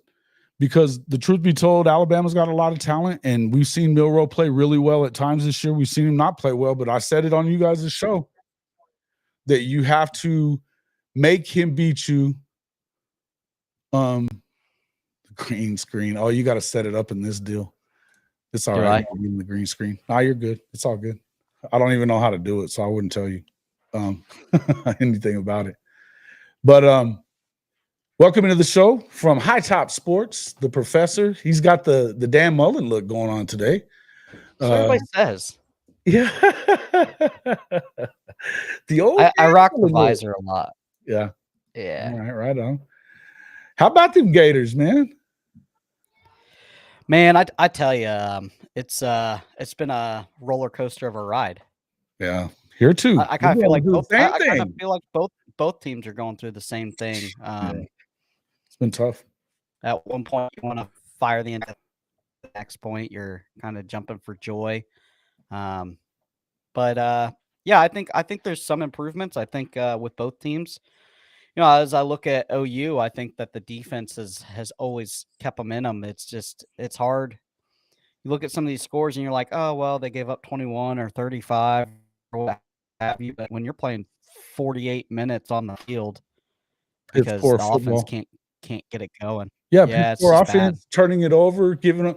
It's not even so much because if you look at the time of possession, it actually Oklahoma is right up there and a lot of times ahead in time of possession. It's the extra possessions. You're giving them a lot of possession. Well, it doesn't. Red zone picks are bad. Mm-hmm. I know you guys have had a couple fumbles. No way they should have lost to Missouri. No way they should have lost to Missouri. Yeah. You're leading. You got a 7-point lead with 2 minutes left, and you lose in regulation. But I'll say this: since Seth has gone, and this is what Marcus was just talking about in here, was that look, if you think about it, and he's not wrong. He was saying this group that's been working with this offense. And this ain't going to keep them here. I think that there's too much culpability for what happened. I mean, nobody's giving that to him. And BV probably can't afford to take that gamble of keeping them on. But they, in 4 weeks' time, 5 weeks' time, really, they have changed things around as to what they looked like before, and they've gotten a little better all the time. The offensive line in particular, but you're still down now your top 6 receivers. So it's hard to get anything going that way, too, when you don't have your big playmakers. Xavier Robinson just had a huge, and I know you're the recruiting guy. You watched his film. What did you think of X-Rob coming in? Loved him. 3-star. Loved him. Yeah. Hey, it's funny because everybody wants to say like 3-star this, 3-star that. Listen, Jaden Ball for the University of Florida was a 3-star running back. That everybody was recruiting him as a linebacker. It's one of those things where it's like, hey, the kid's good. Just like a lot of them. Jaden Jackson. I told you that he was going to be more instrumental his freshman year than Stoney. Everybody was hyped on Stoney. Been unbelievable. Started every game. Been unbelievable. Yep. So yeah, it's pretty crazy. to watch some of these kids as I watched them in high school as they develop at the top tier echelon SEC programs. On a good defense. OU's probably one of the best defenses in the nation, I would say. It's just the Achilles heel of the offense, right? And Sure. it's kind of frustrating when you have something so good. But what I'll say is this weekend, what did you do? You actually came in with a good game plan. You knew that, first off, you know that Jalen Milroe, he can throw it, but he's not that super accurate guy from that 15 to 25 range that where you have to be on the money, right? Yeah. Easy to get balls picked off. So what he does is beat you with his legs first, and then it opens up the passing game for them to hit you deep for those chunk plays, especially when you've got a guy like Ryan Williams, who is unfreaking believable, by the way. Yeah.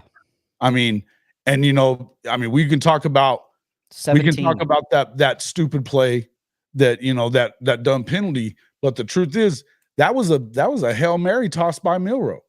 Mm-hmm. And Ryan was able to make the play.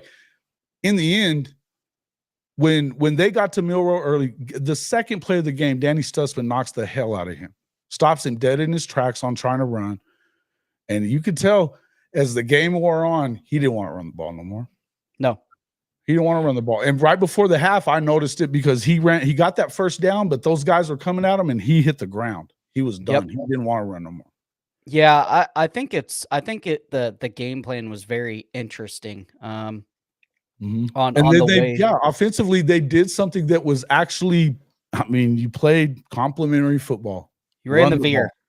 That's what you ran. The veer. Yeah, the veer and veer. Mm-hmm. Veer and veer. It wasn't even the veer and shoot. I said the veer and shoot, and you're like, there wasn't much shooting going on. I'm like, yeah, you're probably right. I think he only had 10 pass attempts all game. Mm-hmm. Hey, but if that gets 11, you the W, 11. He was 9 of 11. It gets you the W. It's the W. It doesn't matter what it looks like. Absolutely. And it was efficient. It took up a lot of time. They sustained drives, and Alabama didn't have an absolute clue on how to stop that. And what I would say is as a guy looking from the outside perspective, at least you stuck with it, right? Because a lot of times in the past, OU will have something going, and then they get away from it. About it in the Missouri game, that keep running the ball, and they didn't do it. Yeah. It doesn't matter if you have 70 touches for your running backs. Well, you had 50 runs. You had 50 rushes this week. Jackson Arnold had 25 for 131. Yeah, and the running back probably had 22. He had 18. He had 18 for 107 and 2 touchdowns. And then you also, I think that let me see the team. Yeah, 257. For the third down, they converted 7 of 15 third downs. They were 1-on-1 on fourth. That was huge. Total plays, 62 plays over. They had 11 of them that weren't. They had 11 pass plays. Yeah, actually 12 pass plays because Brennan Thompson missed. He didn't miss them. Bauer Sharp dropped a touchdown. Yeah, it was on that. I remember that lateral play. So all but so over 50. They had 51 rushes in the game. In a win in the SEC, which is hard to do. Listen, and but that got their time of possession. They had more than almost 10 minutes more than Alabama did. Yeah. Hey, listen, if that's the game you got to play to win, that's the game you got to play. I know everybody. I don't know that you can continue doing this. This is 1 week thing, and sometimes it doesn't work out the same way. But what you didn't do was turn the damn football over. Huh? You can damn do it against LSU. Right. They're not as good on the defensive line as Bama is. No, they can't stop a nosebleed. Right. I think you run the same out of the freaking. I think you run them the same way. I do, man. After watching Florida do it to them with ball, I think you just do the same exact ran thing. right over them, right? Ran right over.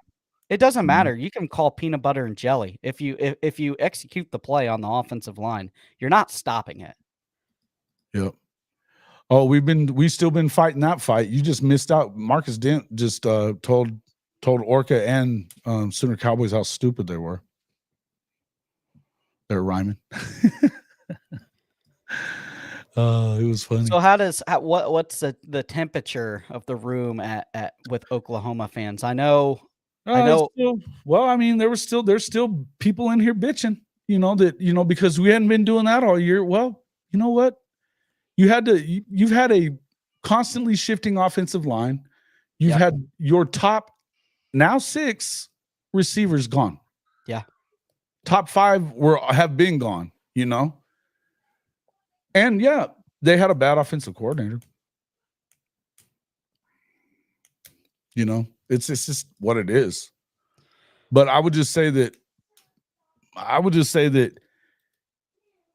their way that they're recruiting, and this, you're the recruiting guy, the way that they're recruiting, it's just getting better. Then the guys that they recruited on the offensive line, think about it. Isaiah Autry-Dent, 3-star. He's 6'7", 320.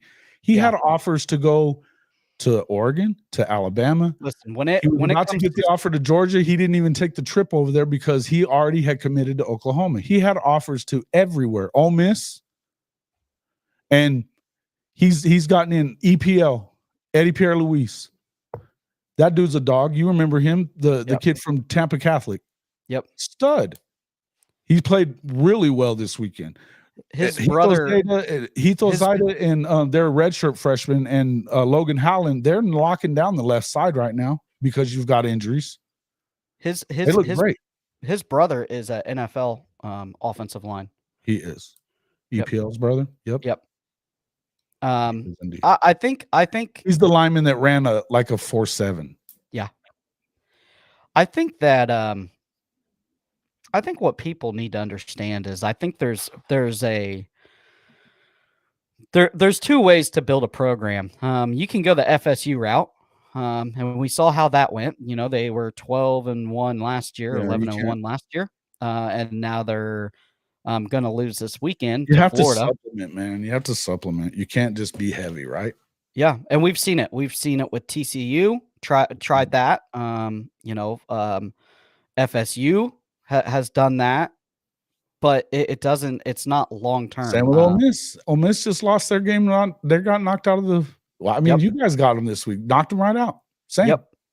And so, bro, how the hell did you? I just want to ask you real quick. How the hell do they not go to their backup stud freaking quarterback whenever? I mean, Jackson's just throwing it to y'all, getting away with it, and I think that with that defense on that day, I don't think anybody could have beat them. Truthfully, they were just so locked in. I watched the whole game. They look great. I don't know of any quarterback right now in college football that would have beat that Florida Gator defense on that day, on that field at that time. Now, throughout the year, there's been plenty of quarterbacks to do it, but I don't. Sometimes you just got the juice. Yeah, but he's a true freshman, and if you look at it, there were times early in the year when he played that he didn't look like this. No, making mistakes. I mean, he's the talent's there. You can see that. Yeah, but sure. I mean, dude, whenever he went down, and they looked like that they were getting ready to give Georgia all they wanted. Yeah, when he went down in the game, one slip of a field. I think we beat Georgia by 35. I think we would have absolutely trounced them. But it's a what if. It's a what if. You don't know. I mean, sure, you don't know. But he is the thing with stud, man. Stud. Yeah, he's pretty good. Stud. Now it's funny because the thing I had with him this weekend is he reads everything high to low. He's going for the big shot. And Ole Miss knew that, and they double coveraged the big shot all game long. So I wish that he would have started reading low from high and started really on them short crossers, just tearing them up because they were open. The jet sweep was open multiple times. Yeah. And that's adjustments, but he's still. I mean, he does have true freshman moments, taking sacks in the red zone. You can't do that. You got to get the ball away. But he's also not 100% back on that hammy, and he is having to throw the ball. He didn't run for any yards whatsoever, so it's a little bit hard when you're one dimensional. And he's not a true pocket passer by no means, but he can sling it. He does well. I think I think we go in and trounce FSU, and then we got a bowl game. Should beat the shit out of them. Yeah. We just land Ty Jackson from USC. We flipped him today, the number 1 linebacker in the nation at one point, and then he flips to Florida, and he's no longer. I don't know how that works. OU knows about that too. Magically, you flip a kid from USC or somewhere else, and they drop in ratings. It's incredible. He could have if they would have fired Billy. That wasn't happening. So hey, but we're talking about and you're saying like with what Oklahoma did, but if you got to think about this for a second too, Professor, is that Alabama come in and they weren't even, I think they were at like 11 in scoring offense coming in. They're still averaging 36.2 points per game after OU just held them to 3. Yeah, the defense has not been the problem this year. No. No. The biggest problem with the defense is they haven't had any gas in the tank left. I mean, you can't expect the defense to really just to play 40 minutes of the game, and that's realistically what has been happening. When you don't sustain drives, it's hard to win. And we knew that this OU defense was good. Right. The question was the offense with Jackson Arnold. Obviously, you've had quite a bit of injuries of late with the wide receiver group. And it's hard for everybody saying that you need depth. It's just like where we at DB. We're starting like guys that are true freshmen or like McConney McLean because we're like 6 or 7 DBs deep right now in injuries. So I'm not sure what this means, Jeremy. The NCAA didn't have anything to do with it. That was the SEC that fined them. Yeah. But I don't know what that storming means. the field. Yeah. I mean, and I don't love that. I don't love storming the field, but I would say this, and Ryman just said it. Let's be honest about it. It wasn't just that it was Bama. It's that they've had a shitty year, and nobody gave them a chance in hell of winning it. I will say most Bama fans when I was on Smook Show Friday they were like, we got to go in there and handle business. But there was a few, and there's always going to be a few. But I mean, in Oklahoma has its fair share of ass clowns too. There's some in here. Lemon, you're right there with the wide receiver deal. Yeah, how much depth can you have when you're on wide receiver 7 being your wide receiver 1? Yeah, it's just no way you can do it. There's just no way to do it. I do ask you this with the running back room. You guys lost Tywee. Do you wish you would have kept him? Oh yeah, because he's a monster for Wisconsin right now. He was a monster for Oklahoma last year. This is a sore subject in Soonerland. DeMarco Murray probably shouldn't have a job because here's the deal. You could be playing. So the lineup would be right now. X-Rob could be right now still going to redshirt, but he played him for 2 plays at the end of the game against Ole Miss and 2 plays. I believe it was Auburn or no, not Auburn. It was a loss, 2 losses, maybe Texas. I don't remember exactly which one it was. It was either way, he played the last 2 plays of the game. They didn't give him the football. That burned 2 of his games. Then he played against Mizzou, had a good game, and played this. Yes, we missed Tawee. But had they, if they wanted to, I mean, hell, you could have discovered him weeks ago because he's looked good all year. Yeah. So to me, what are my thoughts on storming the field? I don't love it, but I also understand it. I understand it. It's not something that I think Oklahoma needs to make a practice of because I'll put our resume up against, as far as being a college football blue blood and all that stuff. Now, I will say this is a different world we live in now. The game has changed. It was before. The game has changed. Kids have changed. They don't look at it the same way that a lot of us do. Mm-hmm. They just don't. And so, and to be honest with you, you hadn't had a lot to cheer for in Norman. And in the games in Norman, they've gotten beat. They've gotten the hell beat out of them once and then lost the Tennessee game. I mean, it's pretty rare that you lose more than one game at home. Well, I mean, think about how frustrated Gator fans are. We're one loss away from possibly being in the playoffs. You beat Texas A&M and Tennessee. Mm-hmm. I mean, you're in the conversation. And look, here's the thing about the Texas game. You gave up 13 yards in the first quarter, had a turnover, was in their area, in their side of the field 3 times, and you had 3 points to show for it.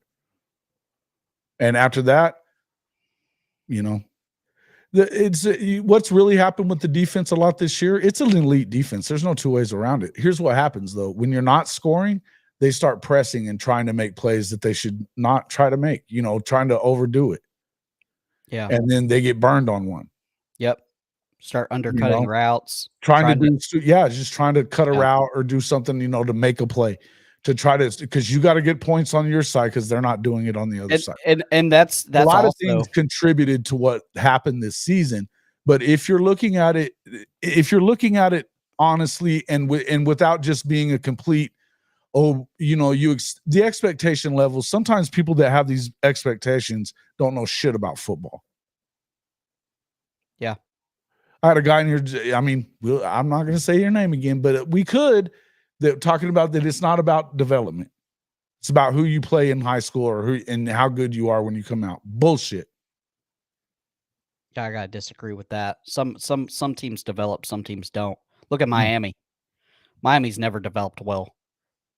Well, I mean, and I would say that Cristobal, that's one thing he does pretty well, is develop better. But in the end, they're still heavy in the portal. And I don't know, man. I don't really trust Miami, but they got a hell of a quarterback.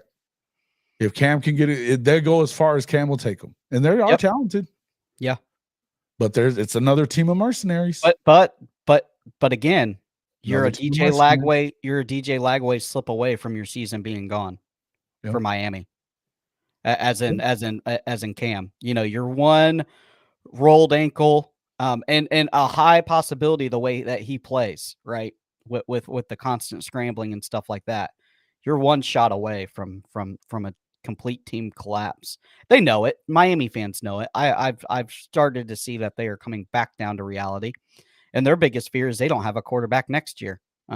Their next quarterback that they have that's kind of might be something is a 2026 kid. So, well, they're going to continue to be in the portal. That's what they do. Yeah, I don't see very many portal quarterbacks this year being all that great though. I mean, there's a few. You got a lot exiting. There's a right? few. We're looking at a few ourselves for having this new coordinator coming in. But I would just say that, I mean, and somebody just said it up here. If you think about all the stuff that's going on. So you think Jackson is gone? Oh, yeah, he's gone. Now, do you think Hawkins after getting pulled out of the Tennessee game? No doubt about it. No, I think Hawkins stays. Okay. So I think Hawkins stays. And I'm good with that because, look, I mean, I'm not going to say anything bad about Jackson this weekend. He played well. I don't love it that he hasn't had a good passing game this year. And I think it's probably a good reset for both teams, for both parties involved. I don't think that he's the guy. So you're looking for a Mertz-esque type of guy that can teach Hawkins a little bit. He's played a bunch of ball. Up being, maybe a year or two of eligibility left. Well, they've got the kid coming. It looks like you're going to get the kid from Washington State. What's his name? Mateen or something like that, or he's a stud. Washington State could, if that's who they end up with. Well, and I don't even know. Even if Dan Mullen ends up being the OC, Mateer. That's what I meant. Mateer. John Mateer. He's a stud, and he's kind of got a little Baker in him. He plays like that, you know. Now, I will say this: he's been in the Mountain West. He's from Texas, but he's from Texas. Yeah, Mateer. Like him though, he's a good player. But again, he's coming from the mountain. I don't know that I love that choice as coordinator, but apparently he did really well in the interview that he had with he did really well in the interview. So hopefully you got a little frozen there. You guys want to take a screenshot of the professor? Damn it. I was trying to get that face, man. I'll have to go back and get that later. Yeah, I haven't. I've actually not seen one Washington State game. Just because he's pretty good. He's pretty good, man. And look, I love their offense. Although I don't know that it would. From what I understand, I guess one of the big questions that Brent asked him was because they're a 60-40 pass to run team, and you can't do that in the SEC. I don't think. No, you gotta be 50-50. That was one of the things that he immediately brought up to him, right?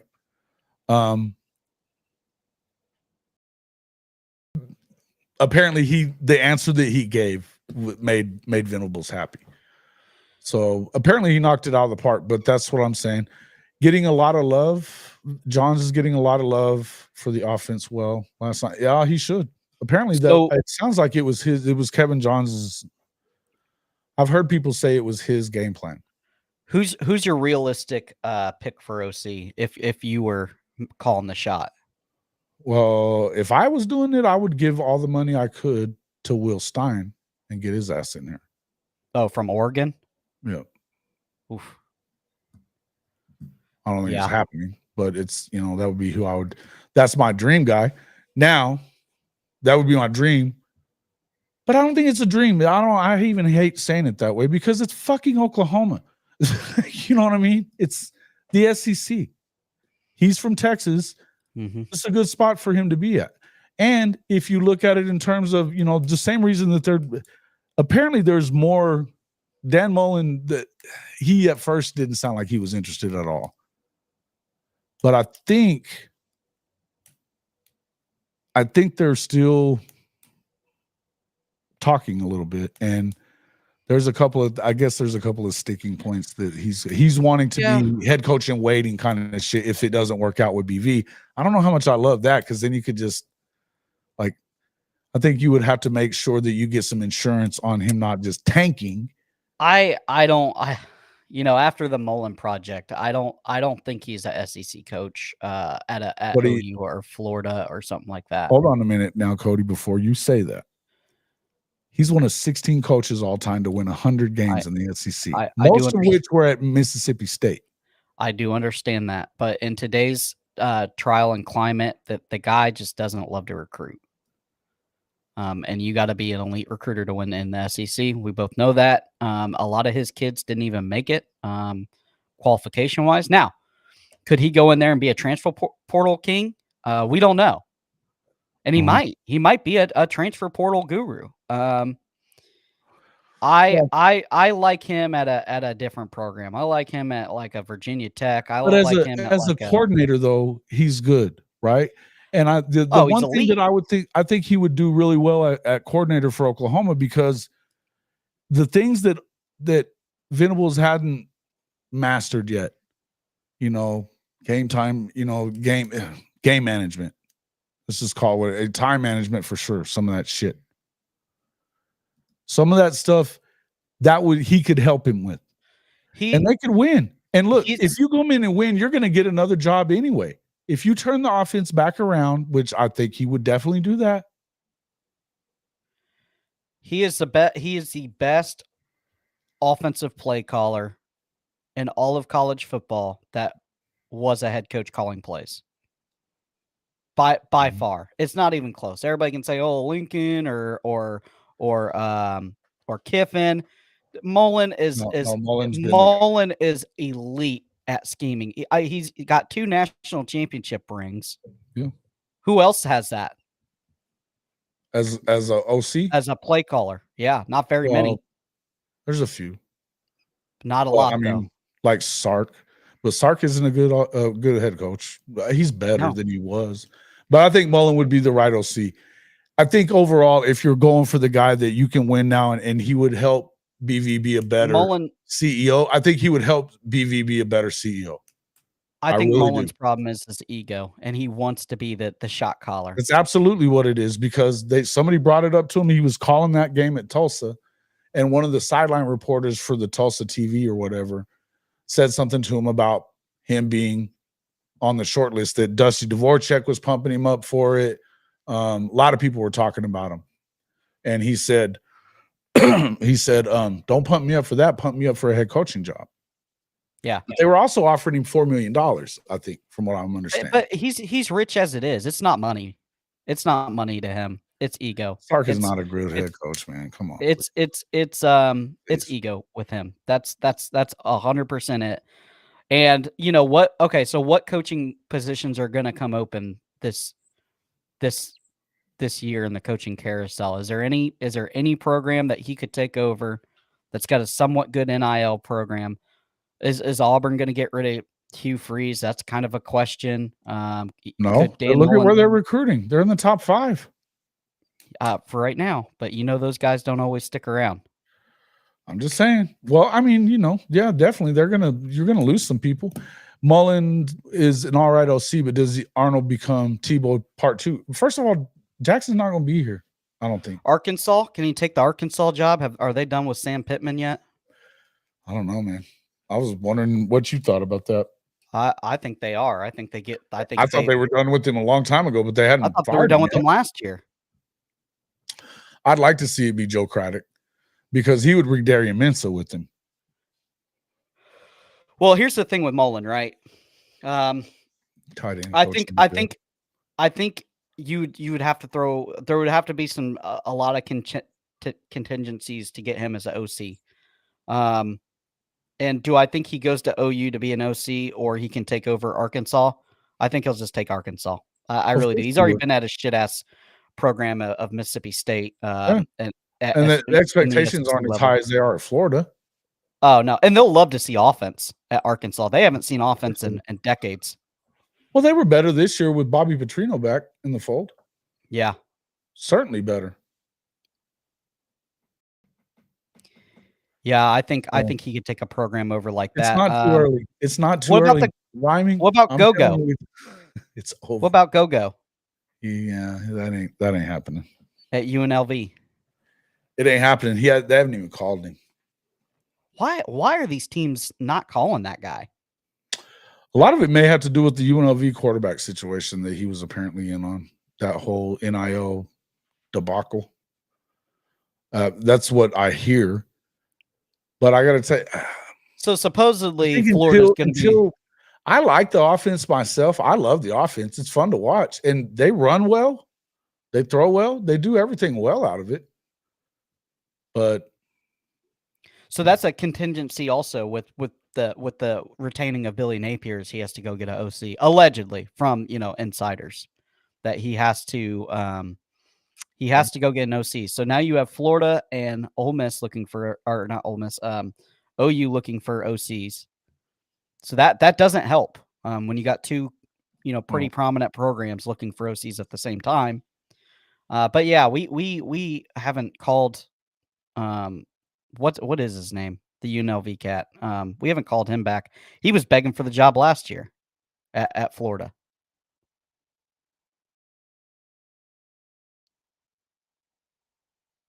You're muted. I think they talked to him last year from Oklahoma too, but it didn't go very far. So Taylor Tatum is going to be fine. He'll be fine. He'll work it out. The guy's explosive too. You don't want to get rid of one. I can tell you that. Yeah. I know we're looking at the Pitt guy a lot. This idea that you throw these guys are throwaway dudes is just insane to me. He was the number 1 back in the country for a reason, guys. And he's a freshman. Shit. Yeah. Behind an offensive line that hasn't been. It's had taken time to get it. They haven't had, how many different combinations they've had on different combinations on the line. I know the first 5 weeks it was different every week, and it's been at least I guarantee you by the time it's all over, I bet you it's at least 9. Yeah, you can't have that. Not on an offensive line. Those guys lean on each other. And they blame it on Bill Beaton, though. You blame it on the freaking offensive line coach whenever. Look, first of all, again, there's certain guys you can get in the portal that there's a lot of really good ones. Receivers, they come in abundance. receivers, even quarterbacks. Quarterbacks leave. But how many quarterbacks you seen that stay in the same place? Very few of them now. Yeah. Very few. Don't you know DJ Lagway's leaving? He's going to USC. They gave him $3 million a year. Who doesn't leave? The really good defensive linemen and the really good offensive linemen, because they get locked in. Yeah. Everybody wants to talk 11 now is what Bishop Frank says. Okay. So what I would tell you, you look at that 11, but think about this. You ended up having to get a few. You had to get a bunch, and we talked about why. But I'll just say this. Think about it. It didn't really work very well with some of them. Now, some of them are getting better as the year goes on. Because why? Because you have a really good offensive line coach, a really good one. Lance Hurd, they didn't overpay for him. He wasn't good at LSU. He didn't do shit at Tennessee this year either. Nothing.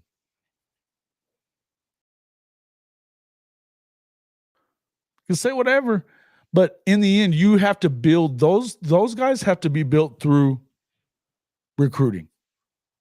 Yep. And there were some things that were conspiring against Big Bill in recruiting at the end of the Lincoln tenure. And it caught up to him.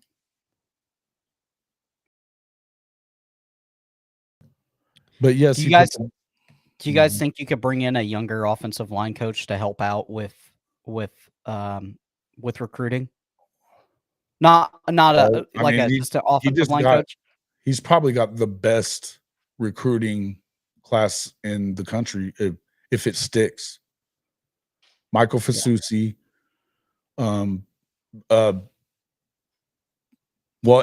been hearing stuff about Coleman that he's committed to Alabama, but apparently there's been some stuff out there.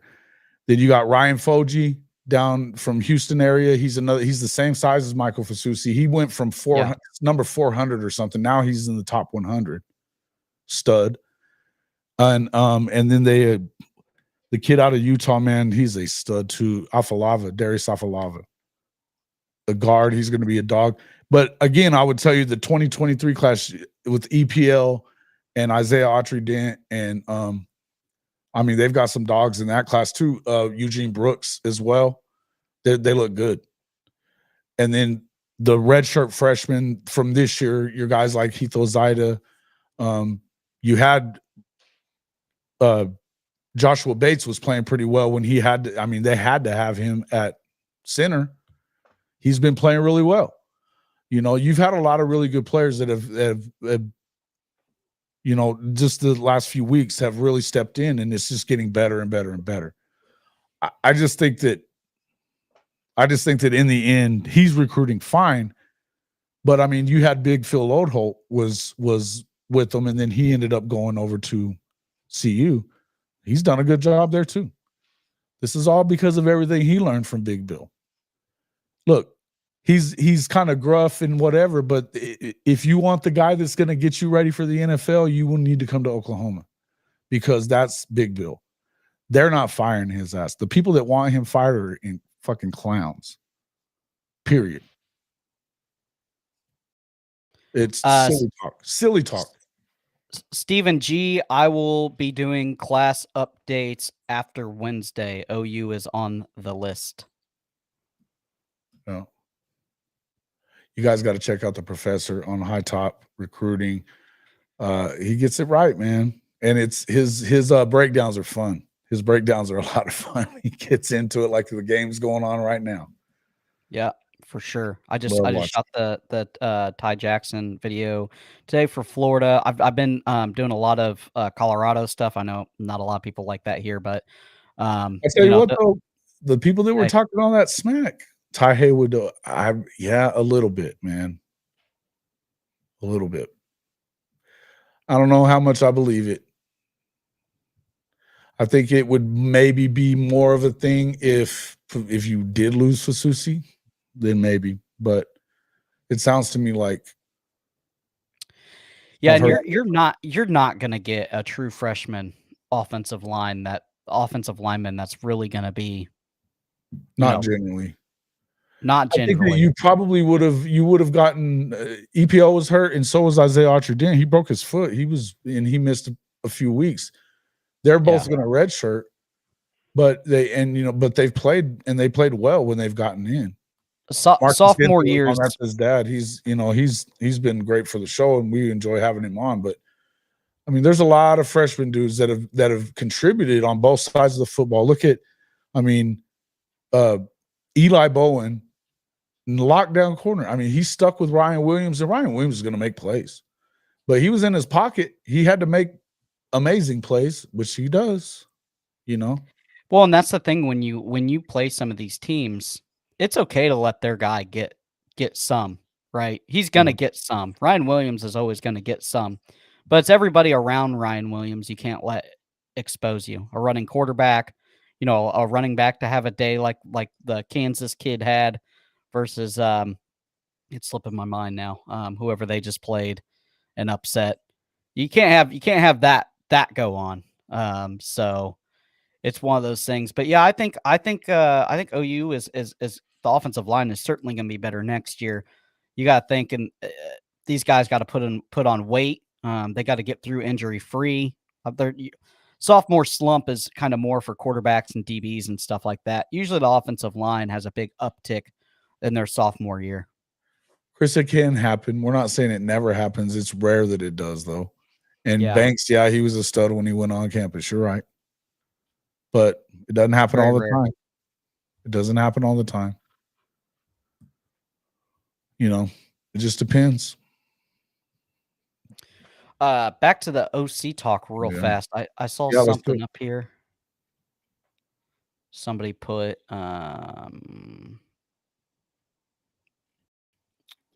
looks like Bell and somebody else, maybe. From where is this? I didn't see that. Up here. I saw it. Sorry, guys. No, you're good.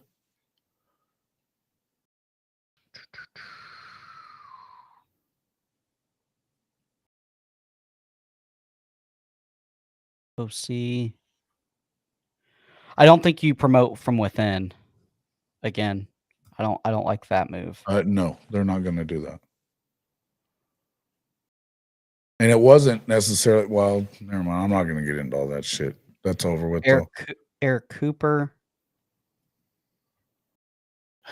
I can't. Eric Cooper. That's Coop from Unfair Sports. That's Rhyming saying that shit. Bell. I'm guessing the guy from Pitt. Yeah, there's been people talking about it. I don't know how serious it is. I know he's kind of in the running. JJ right off. Bell and Faulkner. Stephen G had it. Stephen G. Let's see. Shit, I ain't seen nothing either today. So let's see. Bell and Faulkner starting to gain smoke here. Faulkner? Who the hell is this? Let me go and see what I'm looking at here. Talk to my guy. From what I can tell, it's still. Here's the thing. Georgia Tech OC? No way. That's Buster Faulkner. Faulkner, yeah. That better not be real. Hey, you guys run about the same offense now. Shut up. I had to. I'll call that. I don't know what just happened. Let's see. No, that ain't the one. He ain't the one, folks. He is not the one. Buster's not the one, man. They run that damn offense. And look, man, that works for them. That works for them in the ACC. You're going to have to run, but you got to – there's more to it to win consistently in the SEC. You got to be able to throw the ball. You got to be able to do it. It's just all there is to it. And I don't love that. I don't love that idea. Bell's good. Bell is good. He is good. I like him. I've been saying this too, is like, I don't know why you have to, like, to me, I don't know why you would settle on anybody. To me, my guy that I would want to do, I mean, they just gave GJ Kinney $2 million, whoopty shit, at Texas State. Give him $4 and let him come. He's the head coach at Texas State, but G.J. Kinney is the up-and-coming dude. And you come and do what you're doing everywhere else. He was at Incarnate Word. He coached Cam Ward. They killed it. Every year he has a kid that ends up leaving him because he's at these small schools and killing it everywhere else. He's the guy. I would bring GJ in and then let him end up getting an SEC job out of there because he is that dude. That's the other guy that I've been screaming about this, and it doesn't seem like it's going there. They literally just extended him. Yeah, they gave him 7 years, $2 million a year.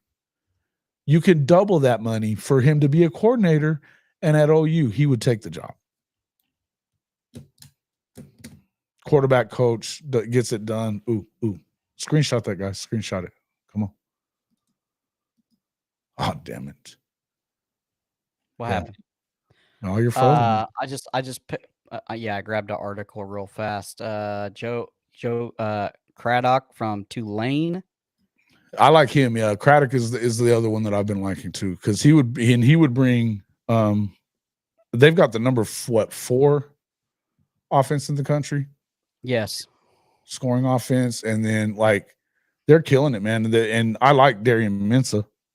Listen, I think you bring him in, and you get him competing with Hawkins and stuff like. I think that's a good deal. Tulane has to. There's a lot of overcoming that Tulane has to do. Number one, they're a private school. A lot of people don't know that. Their education part is pretty hard to get into. So they're not just picking up anybody. Well, and Florida everybody State knows wants him bad too. Craddock does. I mean, they're wanting wanting him at Florida State also. So I forgot Florida State has to go get a OC and a DC. Mm-hmm. Yeah, boy, you sure do stay on Coop's nuts there, Ryman. Yeah, you know what? Why would you wait on Baylor when you can go and be an SEC coach? That's silly talk. Chris, come on. GJ Kinney should be the guy that you make him tell you no. It's one of those guys you make him tell you no over and over and over again. That's where I'm at on it. And it's Oklahoma. It ain't Baylor. It's Oklahoma. Talking stupid shit. Ben Arbuckle. That's Arbuckle. One. That's the guy that everybody's saying is going to get it from Washington How you State. Feel about him? And he's been good. Well, you get you could possibly get do a little tampering, get that sure material. You can get material, but and apparently he blew away the interview, but he's only been a coach in college for about 4 years. He's young, 29. I mean, he's done a good job. He's the one that said it. The coaches say shit, Chris. Coaches say shit. Like you said that Sark is a great head coach. He's not. He's gotten better, but he's still I think he's maturing. He's still 7-win Sark until he continues to do this. No, he's hit 10 wins again. He's done better. He's definitely better than he was. Yeah, it takes some time to figure out the SEC. People think that but I mean, coaches say shit all the time that they, In fact, Craddock said that it was a no-go unless he brought his own offensive line coach. That made when Oklahoma's like, all right, well, fuck you. And then he's like, well, we can figure something out. Think about this, right? So in the last does that in the Mountain West, though, Mars. It's in the Mountain West. I don't care. In the last 3 years, how much has the NCAA changed in college football? A lot. And you have a lot. We continue. It's funny because there's a lot of these third-year coaches. You have that crew of Cristobal, Venables, Billy, all hired at the same time, and they've kind of gotten the brunt of it. Because if you got hired after, you still have hope and time left, right? That's true. In year 1 or 2. If you got hired before, you've already been established. Well, I'll say that it looked like Sark when we were talking about Sark. Sark was, if he hadn't done really good, see a rhyme. If he hadn't done really good last year and gotten to that playoff, they had been talking about maybe that was going to be his last year. He got over that hump. Mario, And then they got an easy ass schedule this year. You know, they got the training wheel schedule, which is great for them. But, you know, when Oklahoma, everything that went on, plus you got a nasty schedule, it's tough. You know, I'm not telling you nothing you don't know, because being a Florida fan, you guys are the only one that got a tougher one. Hey, and guess what? We get to get a tougher one next year because all those home games are away. Mm-hmm. Rinse and repeat. Yeah, Mary J, you're right. It's going to continue going. And like, that's what I was going to ask you, what you thought. I asked Marcus too. Is this good for the SEC to have? I mean, are you going to get the right number of playoff teams in with 3 lost teams? Because we're beating each other up. Yeah, it's tough. I wouldn't want to be on the playoff committee. I'm going to say this. Right. No kidding. It's never going to be perfect. The playoff, I mean, you go all the way back to when they used to do the BCF style and stuff like that. Somebody's always going to get left out. What you're trying to alleviate is TCU debacle, where TCU makes it and gets blown out in the national championship game by freaking 50 points. That's got to stop. And what this is going to do is make sure that doesn't happen. There's going to be a lot of and that's what people they want to be pissed at Alabama and Texas or whatever the hell from last year at Florida State. But the truth is that TCU fucked you, not anybody else. Well, and Florida State kind of messed themselves up by kind of almost laying an egg against Louisville. If they go out and score, they won the game, but Louisville was hurt too. Louisville was hurt too. They weren't going to put any teams in there. If you go and score 35 on Louisville, a pretty good defense, then you're gonna make it in. But they had no answer after their quarterback won. And how many guys do? How many teams really have an answer after QB1 goes down? Very few. Most of them don't. I mean, come on. Yeah. That holds true in the NFL for that matter. I mean, realistically, right now, the NFL is shitty quarterbacking all day long. And Mary J, I agree with that mostly. The Big Ten has got to dominate before we're going to say they dominate in this and where I'm at. Ohio State's won 1 damn championship in this era. Yeah. And same with Michigan. Those are the only 2. Hell, the ACC's won as many national championships in the playoff era. It's the SEC. And the SEC will continue to dominate. I don't know that I've been saying this. I like Oregon. I think they may be the best team in the country right now, but I don't know that they are. Boy, it's tough after that Wisconsin game. And then a bye week. I tell you what, Mateo Uiagalelei is a dog, isn't he? Yeah, he's good. He's so good. They got a lot of guys that are good. I mean, their defense is really good, and that's what I like about them. Jordan James does not get enough credit for explosive as he is as a running back because he played for Oregon. I like him. Yeah, it's just like Bucky Irvin last year. You know, he's dominating the NFL right now, and it's like these cats at Oregon just don't get a lot of glimmer at the running back position. I'll say this though. I don't think the Big Ten really helped themselves out as much as they thought they did with bringing in some of these programs. It just seems kind of like made the rest of them look bad. Yeah. As far as Oregon, I mean, they've been beaten. Now the Wisconsin game, I think you made it more top heavy. The SEC didn't make it more top heavy. The SEC bringing in Texas and Oklahoma made it a harder competitive because they went away from the. I think going away. What do you think about this? Because even Marcus said that he felt like going away from the divisions may have hurt the SEC because it's a murderer's row schedule for somebody. Yeah. And you're going to end up eating each other alive.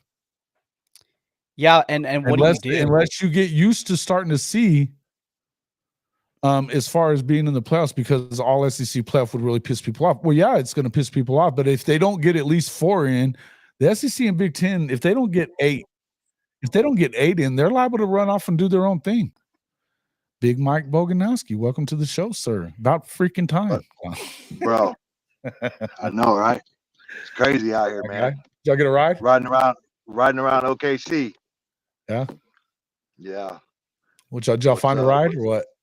Well, it is looking. He's got that Got that young and they got that young taste right now, not the realistic taste, right? He's Hellcats, huh? shoot. No, he ain't there, but he's we got to bring him down to earth a little bit.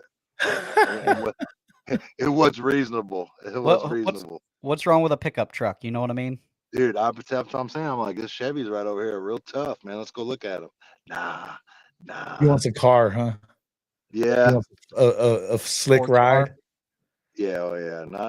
No sports car. We already had that conversation in insurance. So Yeah, that's true. no, I didn't storm the field, man. I'm too old for that. I got bad hip, bad ankles, bad back. And yeah, I'm not hopping. I'm not hopping doing any unnecessary stuff. We stood there and just took it in, man. No, Yeah. just took it in. What's your feelings about doing that though? What did you think about it? I didn't mind it. I did mind the premature storm. No, I didn't like that one either. I didn't like that either. I mean, that was just dumb. Like, pay attention, man. Get off your phone and pay attention. Pay attention to that. I mean, but it ended up costing them $200,000. I saw on Twitter this morning. Got fined $200,000 for that. I'm dropping the bucket, man. Come on. Yeah, just wow. But yeah, man, it was stupid though. Hey, man, you know, I'm sure you guys talked about it or whatever, but I got to give my synopsis, man. That was a good old fashioned ass whooping. They whooped that ass, man. Because he plays in Norman. That's why. Hey, Neilio, I got a guy at Briggs now. I got a guy there. Don't think I don't when I do, because I do. But yeah, man, we're down in OKC right now. Yeah, come on now. You know better than me, when you run the veer, it's hard to beat, bud. Yeah. Well, hey, listen, man. They're lucky it wasn't 34-0 or 34-3. You know, it was. True. Yeah, they had the one touchdown pass that got dropped, and then there was a couple.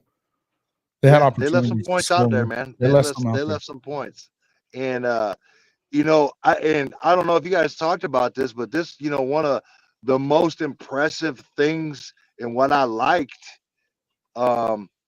is you didn't see a lot from the defense, like last minute calls.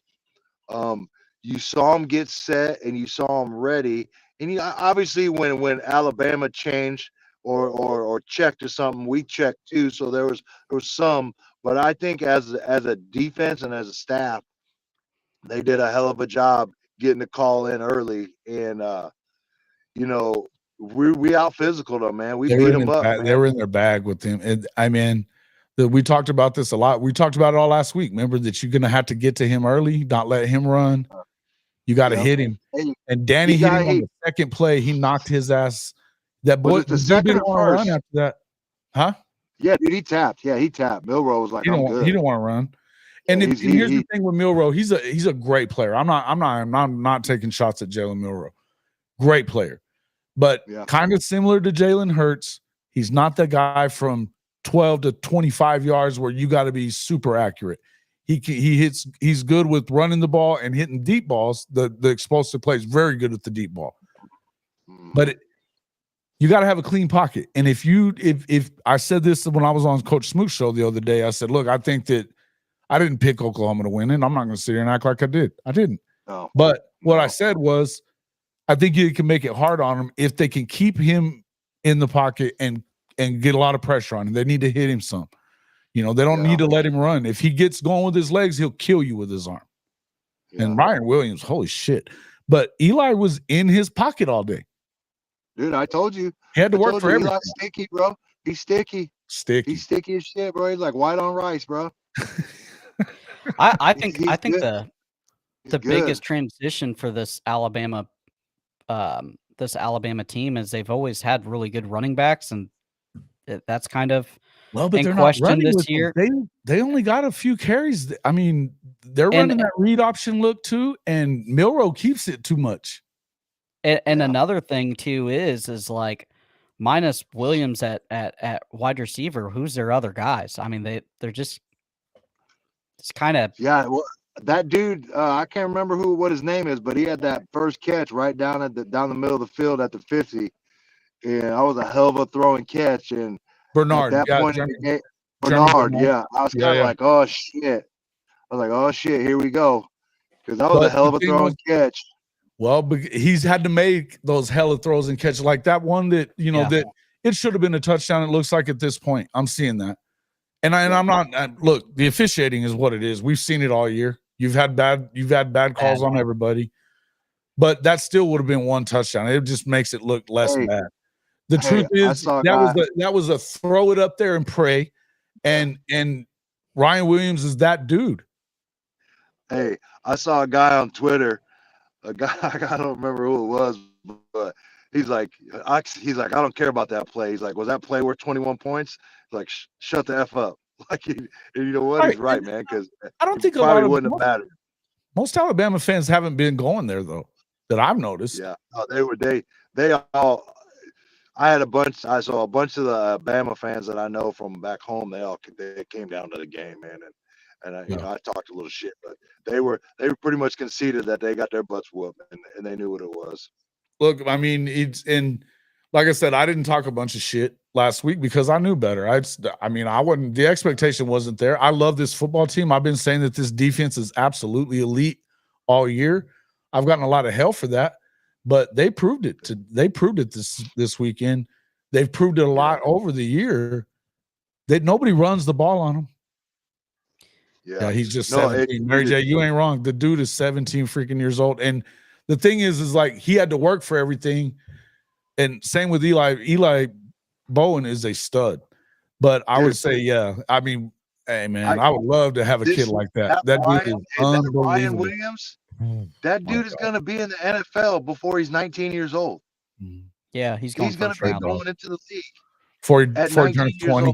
Before he turns 20. Dude, that is unbelievable, dude. That dude, if he continues on a trajectory, dude, he's gonna make so much money.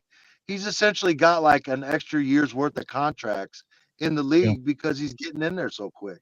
It is, dude, that blows my mind. And for all these kids that like to reclass backwards, to like get a better rating. Oh, like, wow. Pay attention to what Ryan Williams is doing, bro. Get in there early and get that extra year or two of making money. Like, and that'll bump your draft stock also because teams know that you're young. There's not a lot of tread on the tires, right? Yeah, dude, crazy. Absolutely crazy. He's the only player in Alabama history to be Mr. Alabama football 2 years in a row, and that was as a sophomore and a junior. Yeah, freak a league, bro. Like Petey Pablo, freak a league. The only guy recently that I remember being young and that good is a Wisconsin running back 2 years ago. What was his name? Was he that young? Who? Yeah, he was like 18. Yeah. Hey, they did a great job. They did a great job on the defense. They were hitting. I mean, you just didn't get anything easy. That was the thing. And by the time halftime, I keep saying this, but I keep going back to that play right before the half, and they got that first down run. Milroe, they called it. It was a design run play. He gets it. They were closing in. His ass went to the ground. He didn't want to get hit. The dude didn't want to get hit. Man. That play where Eli come up and grabbed onto a leg and stopped him, dude. If he would have kept running up the middle in between those blocks, first down all day. But he didn't want that smoke. Eli, he was like my fourth and fifth graders that I coach. He hit him hard with that first one. That first one was hard. Milroe got to the point where like my fourth and fifth graders, like they don't want to hit the hole because they know what's in there. They know there's contact brewing, right? So those young kids are always gonna bounce it outside. Oh yeah, and that's what he started doing, dude. He knew it was coming, so he's like, the hard yards come between the tackles, baby. The hard yards come between the tackles. Yeah. Not too many youngsters are gonna hit it up in the middle and read those blocks. And that's when he did that in the game, I was like, damn, that looks like the shit I was coaching this year. Yeah. Braylon Allen.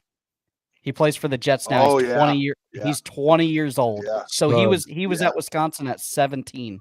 Mm-hmm. Yep. Braylon Allen's a bad dude too. He's a bad dude too. Crazy. Yep. Crazy. I mean, you just didn't see it back in the day. Freshmen didn't even play. Who's that kid that was with the Jets though? That's like, is that he was with? Him. It is him. Okay. Yeah, Braylon Allen. That's the cat that comes in and spells, or whatever. He hadn't even 21 Brees Hall. Yeah. That's him. Oh, Brees Hall. Brees Hall was Iowa State. Yeah, Brees. Yeah, he backs him up. He comes in and spells him. That's that cat. I think it's Zero. I think his name's Zero or number 0 or 8 or something like that. Yeah. Yeah, Zero. You're right. Miro tried to come through and slide tackle Kid Lewis on that pick, bro.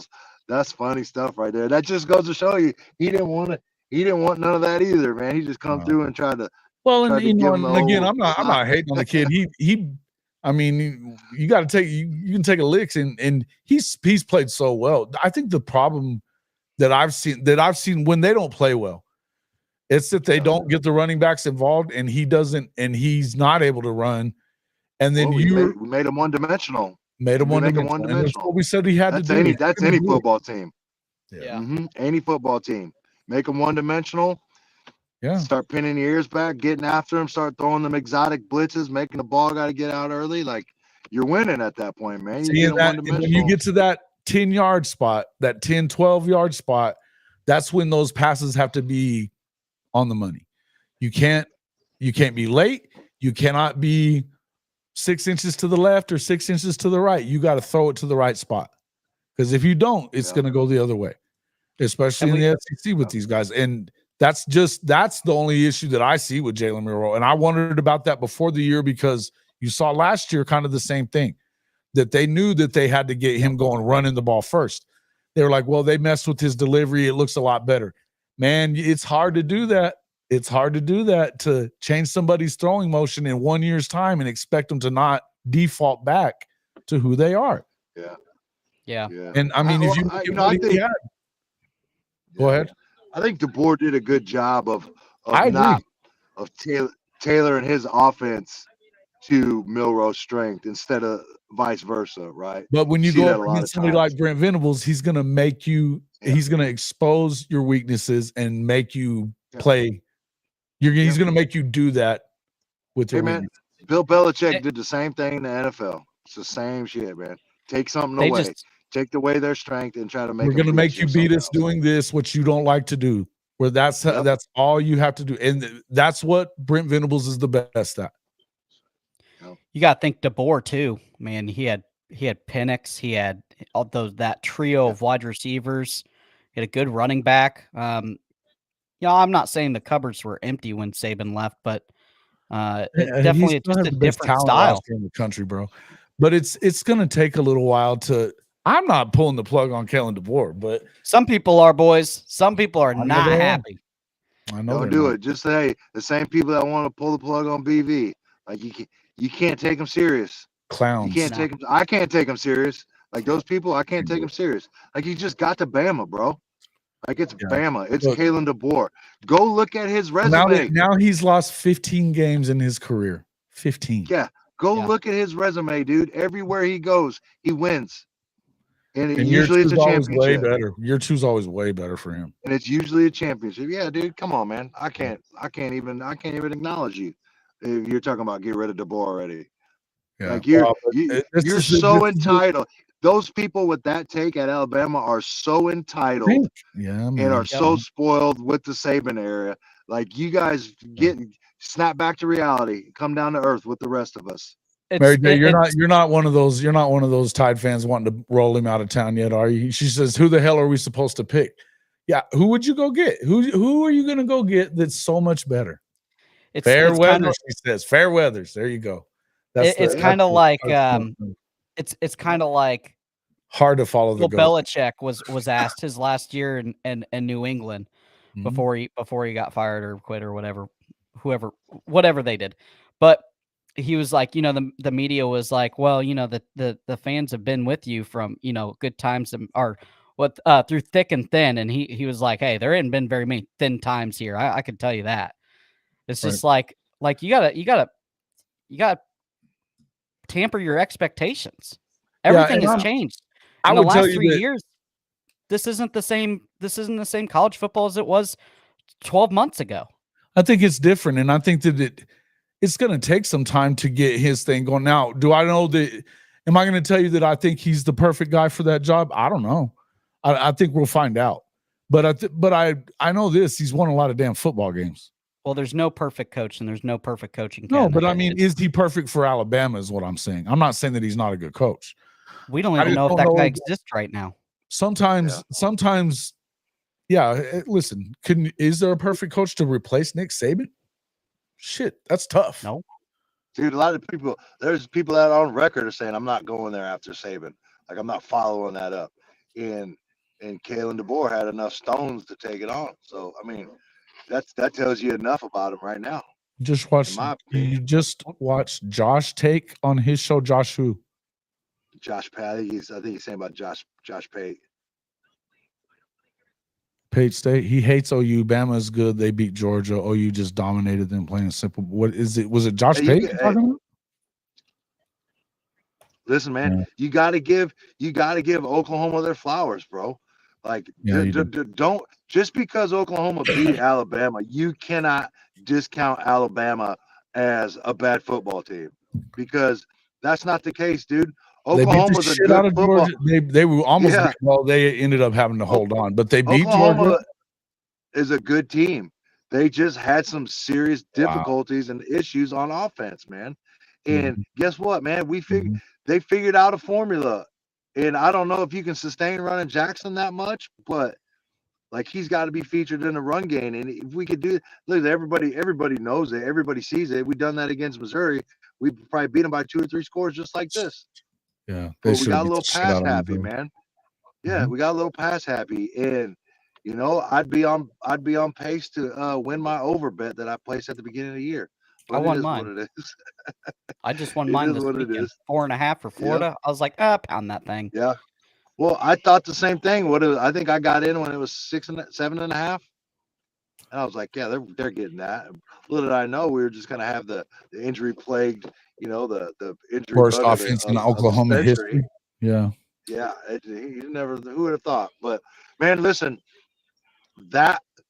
what we saw Saturday night was just the tip of the iceberg, you know.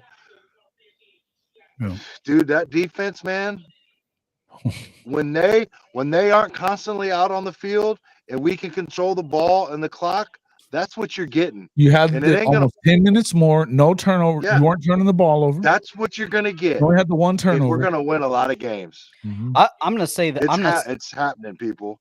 Be scared. Be very scared, because let us get this offense fixed and watch out.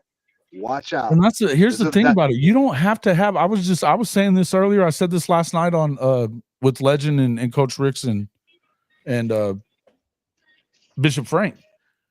They were talking about, well, what do you think is going to happen? How long? I said I'd been saying 2025 was my expectation for them to go after the Natty, and you have to kind of adjust it, because I don't know what's going to happen with quarterback. It looks to me, I'm still going to tell you that I think Jackson's gone. I know not everybody thinks that. I do. If I'm wrong, I'll happily say that I was wrong. But I'll just say this: they're going to bring in whoever they bring in, and he's going to bring somebody in the portal. They need to compete, and you got to compete for the job. That's the way I feel about it. But I will say this: they don't have to be a top 10 offense. That's not what you need. You probably need a top 30 offense to go with this defense, because it'll be more. A top 30 is going to be more complimentary. Now, you can still be explosive. You can still score a lot of points. But you need to control the clock. You need to control the game. You need to run the football. Yeah.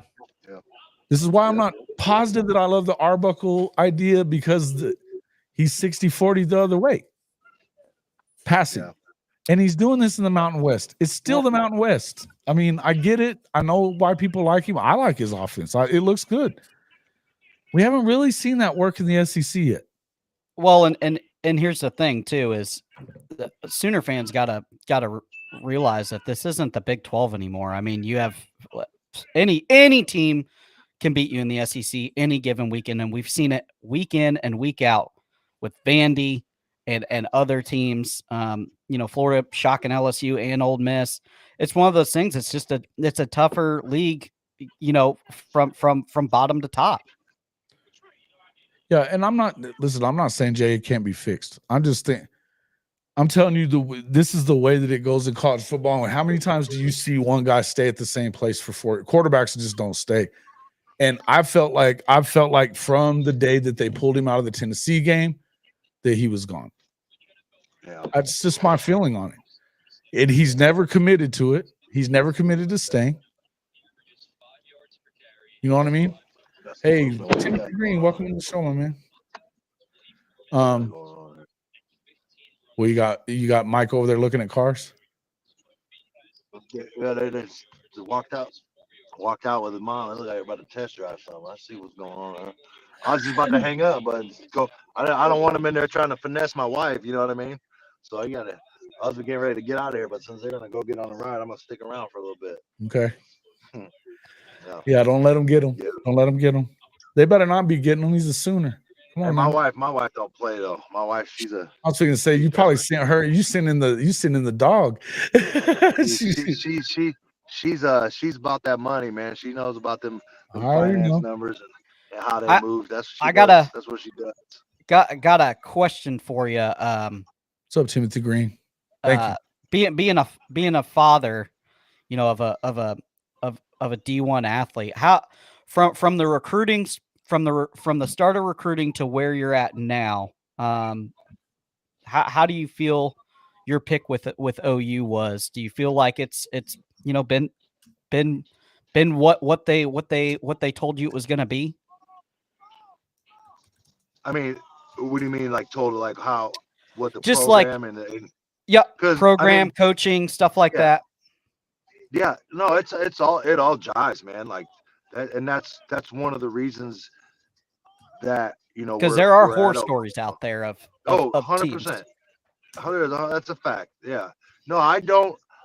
Everything lines up, man, and that's why we were diligent and took our time and didn't just pop at the first thing. But yeah, this Oklahoma is everything it cracked up to be. The coaches say what they mean and they mean what they say. Now, can anybody predict that you're going to have the injury bug of the century with any receivers and O-line? No.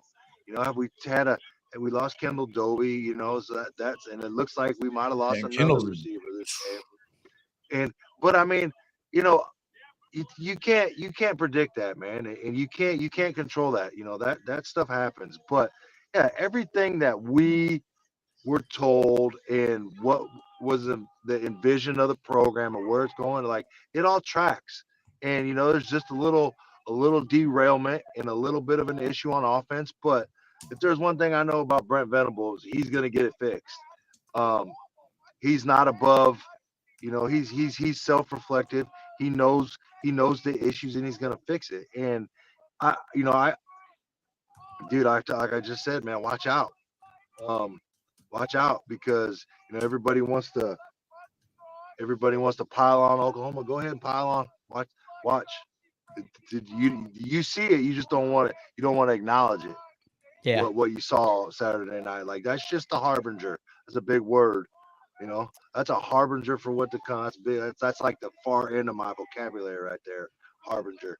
But that's pretty good. It's a pretty good word. How do you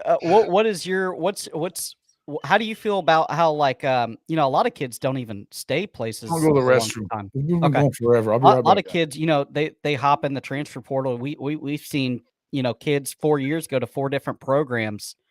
How do you feel about that, especially with all the so, like, supposedly USC offered DJ Lagway $4 million a year is what's out on Twitter now, which he's not going anywhere. I don't think so. But how do you think that affects some of these kids with stuff like that?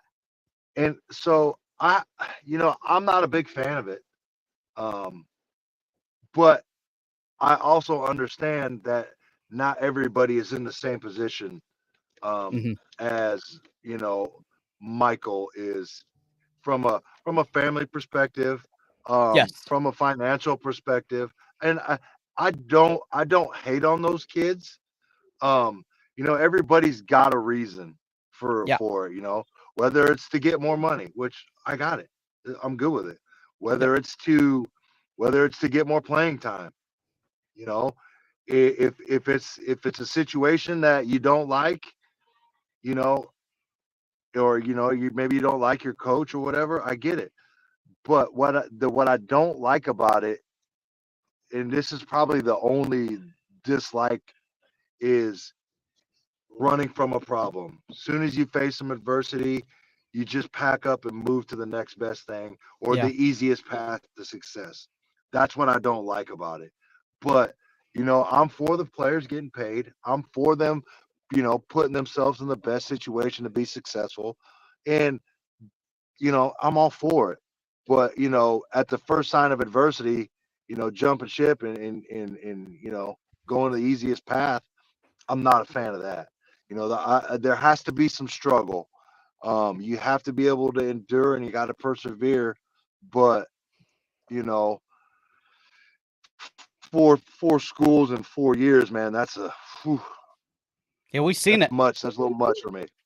Yeah. We've seen it a lot. I was just that's a little kind much of for me. wondering from a parent aspect because so like my son is still in Pop Warner. And the dream for us is obviously not even D1, like if he can go to college and get and get an education for free, Dude, that's huge. That's huge.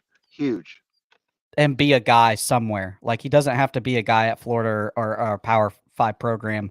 But for him to be a guy somewhere, that would be super awesome. I think that's every guy's dream that has a son that's pretty decent at football. He led the league this year in sacks, tackle for losses, and stuff like that. Mm-hmm. So it was exciting for us, and we've put it. We do the extra work when everybody's playing video games. We do the extra work, tackling drills outside, stuff like that, and it's pretty cool. But I was kind of wondering as a parent, because the game it seems like it's changing monthly. With transfer and NIL and everything, it just seems like man, it's just it constantly changes. And I think if you can do what BV is doing and Billy Napier is doing and recruiting the way that they recruit, you talk to their kids and they're extremely sound kids. I think that's the way to go. Well, and that's the thing is that the recruiting is underrated. I was talking about that earlier. I've said it a lot. Yeah. I mean, Michael Boganowski. I mean, Teddy Lehman played. Teddy Lehman played with freaking Roy Williams, Superman. They called him, and before Mike's really got his opportunity to play because he's a true freshman this year. He said that he's the best safety he's ever seen at Oklahoma. That's a lot to say about a freshman kid, and I mean, but he's waiting his turn. But when he gets in there, the dude hits like whoa. Yeah, that's what I loved his film when I broke his film down last year. Yeah, and that's what Professor here, man. He's the recruiting guy over at High Top. They got a great show, but his stuff has been going really good. So this is what we talked about. You start talking about guys like him. You start talking about guys like Isaiah Autry-Dent. You start talking about guys like Reggie Powers. These guys are underrated players. Yeah, underrated players. You start talking about. Look, Jaden Jackson. I mean, he wasn't a 5-star. I don't know how. I really don't know Jaden Jackson. If he's a 3-star or 4-star or whatever, and he starts every game from week 1 in the SEC and has graded out great every week, how the fuck is that kind of a 5-star? And he went to IMG. Well, because I think Stoney stole a little bit of thunder. They thought he was with a good line at IMG, and that happens. That happens to kids. It does, and you're right. You're right about that. But I would say that when they would double team him, Stoney got off. When they double team Stoney, he got off. Yep. Yeah. There was no answer for him. You got that trio. You got that trio in the back. Jaden Rowe. You got Hardy, Jaden Hardy. Oh, Hardy. Do not sleep on Hardy. Oh, dude, no, he's a dog. He's a dog. They're all hitters. Big hitters. Yeah. There's nothing better for DBs than a good pass rush or a good defense. Hey, Professor, line. You should have seen Boganowski in the Auburn game ate a freaking guard's lunch. Came down and that dude didn't want to get up. It's one of the nastiest things I've ever seen. Banged him. Yeah, he banged him. Oh, they pulled up. Yeah, right. There's not a whole lot of those kids out there too. There's not. And this kid he just loves that hitting. But Hey man, I know we gotta let you go.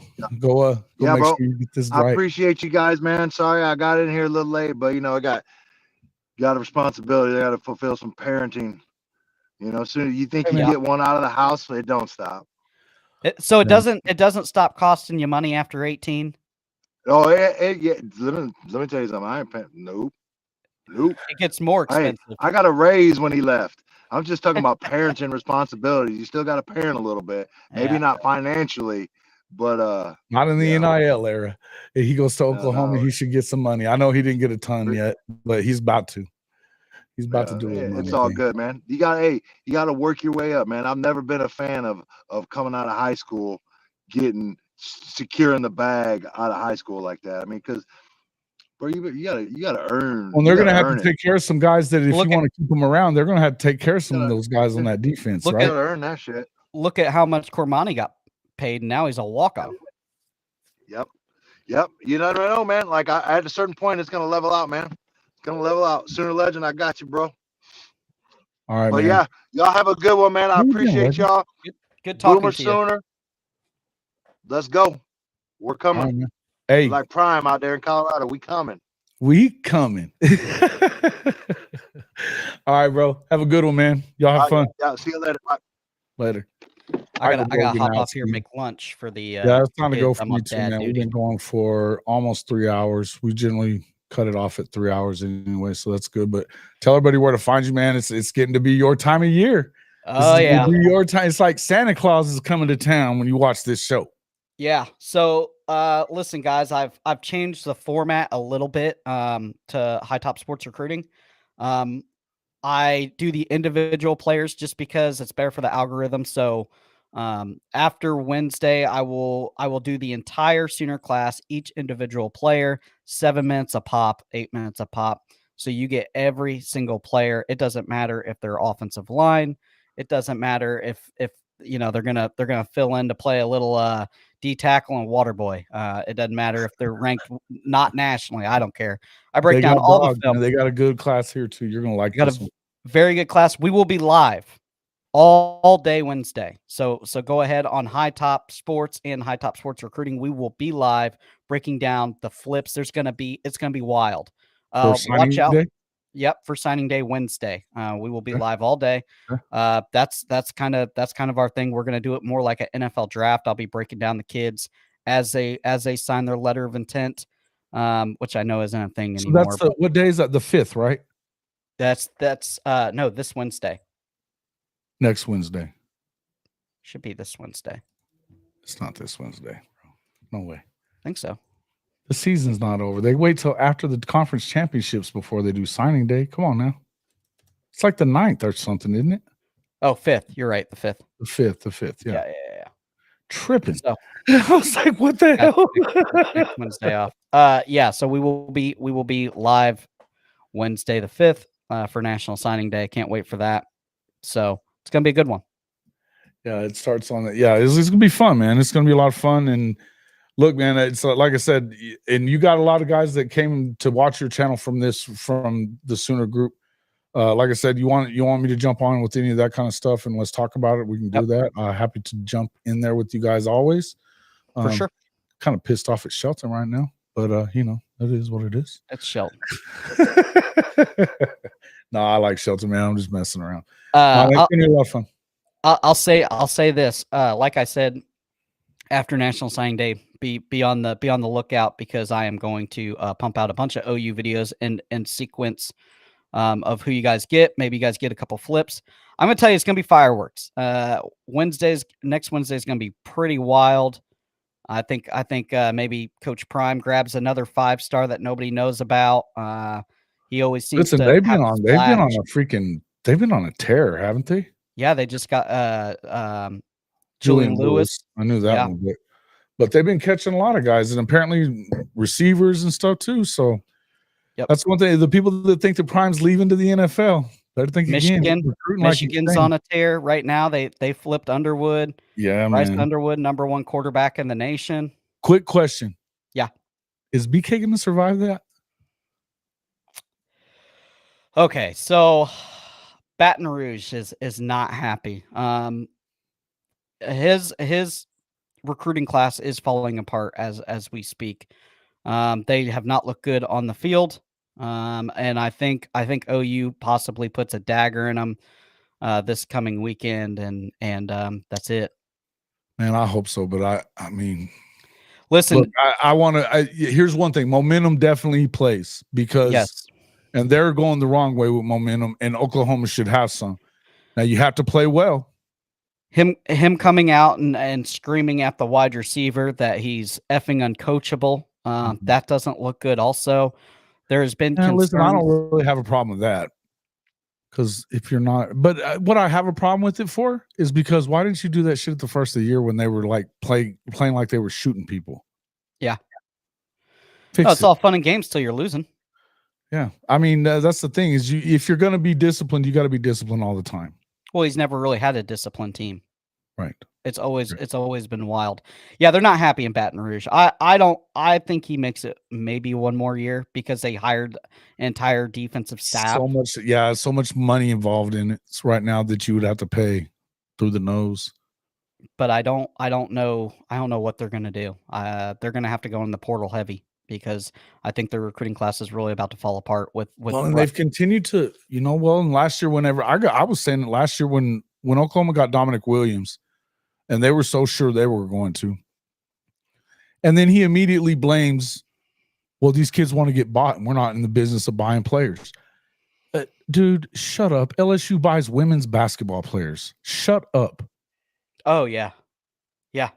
The only thing they don't buy is wide receivers because it's something in the water down there that they just produce elite wide receivers. It's they don't have to. I think that there's a factory for them down there. I think they just print them out of there. Yeah, they got a 3D cloning machine. Done. Yeah. Yep.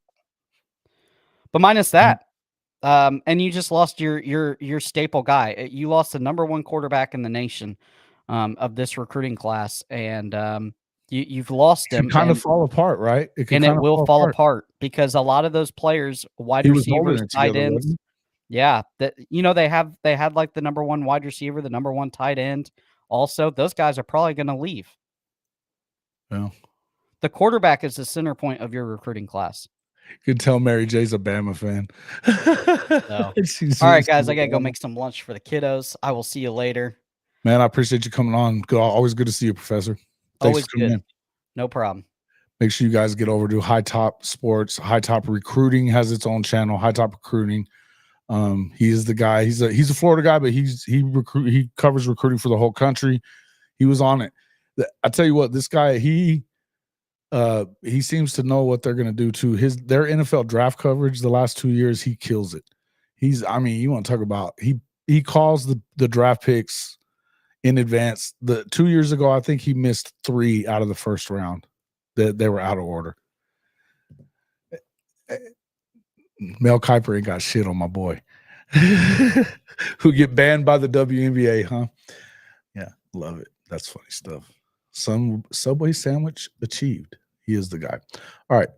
Jerry Schmidt still knows strength and conditioning. Youth are still raw in his workouts. I don't think it has a whole lot to do with that. I think they're good. I think they're good to go on. Coach Schmidt knows what he's doing for sure. No doubt about that, folks. No doubt about it. Guys, we have been going for almost 3 hours. I do want to, I can, what we'll do is we can close out. I don't know if you guys saw this coming in, but I will, I'll play this video that we have here. It's just kind of a highlight deal that on the way out. But I would say, hey guys, make sure that you jump over there. Take a look at our pod merch store. We've got the Alabama State Champion shirt in there as well. No offense, Mary J, but it's for the boys. Alabama State Champs. Get in there, check that one out. We got a lot of horns down stuff in there. Listen, if you want your licensed whatever gear from wherever, make sure you jump into our Hall of Fame partner site with Fanatics. It's hofmedia.us/fanatics. That's hofmedia.us/fanatics. You can jump over there and get all your stuff. We get the best deals of the day, period, when you use our Fanatics partner site. So jump in there and make sure you do that. You can also, as I said, jump in there and take a look at our pod merch store. We got a lot of different stuff in there that I think you'll like. It's hoodie season. We got some good hoodies in there and a lot of really cool different stuff. I'm about to add another hat in there as well. T-Boomer, if you're still in there, I'll send you an email back. I think you may have grabbed the other one. Maybe that wasn't the right one. Also, if you're looking to save money on your wireless, you should definitely take a look at Mint Mobile. It's the largest 5G network in the country. 3 months at $45 for 3 months. Right now, they started a new promotion on Mint Mobile. It's actually, you can pay for 2 months, get 1 month free of the lower level, not the full unlimited talk, text, and data like the one I'm showing up here. That's still the best deal in my opinion. $45 for 3 months. You pay that up front. You can use the phone that you have. You still get 5G, everything. I switched over. It's been 6 months now, saving all kinds of money on 2 phones. You should definitely check it out. TryMintMobile.com/HOF. It's TryMintMobile.com/HOF. Get over there and check it out, guys. The easiest way to support our program. Just make sure that you hit that like button when you come in. I'm absolutely in agreement there. Sooner legend. The buck belongs to Danny Stutzman. He is the best. He's the best linebacker in the country, no doubt. All right. Yeah, he did. Yep, we talked about that. Thank you, sir. Appreciate it. Mary J, thank you. Glad to see you come in here, and I'm glad that you got and hung around with us for a while. Appreciate you, Derek. Good to see you, man. Yep. We will be back in here tomorrow night with the coach. We're going to talk some Notre Dame football. We're going to see what they're all about. Look, guys, I think the people that think that they're just a nobody team, I think you might be in for a little rude awakening. Notre Dame has a real deal defense. They're physical, and they now have an offense to go with it. Looks like they're going to be, I think they're a player for this thing. I know they lost that earlier in the year. They weren't playing great offense then. Denbrock had to get his system going. We'll talk about that more with Coach tomorrow night on Hall of Fame College Football with Jason and the Coach, the live stream, 8:30 Eastern time, right here on the channel. And then we'll be back here for Rise and Shine on Wednesday morning, 10:15 Eastern time, 10:15 a.m. Eastern time, right here on at HOF-CFB on YouTube. Thanks a lot, guys, for coming in. See you all on the next one.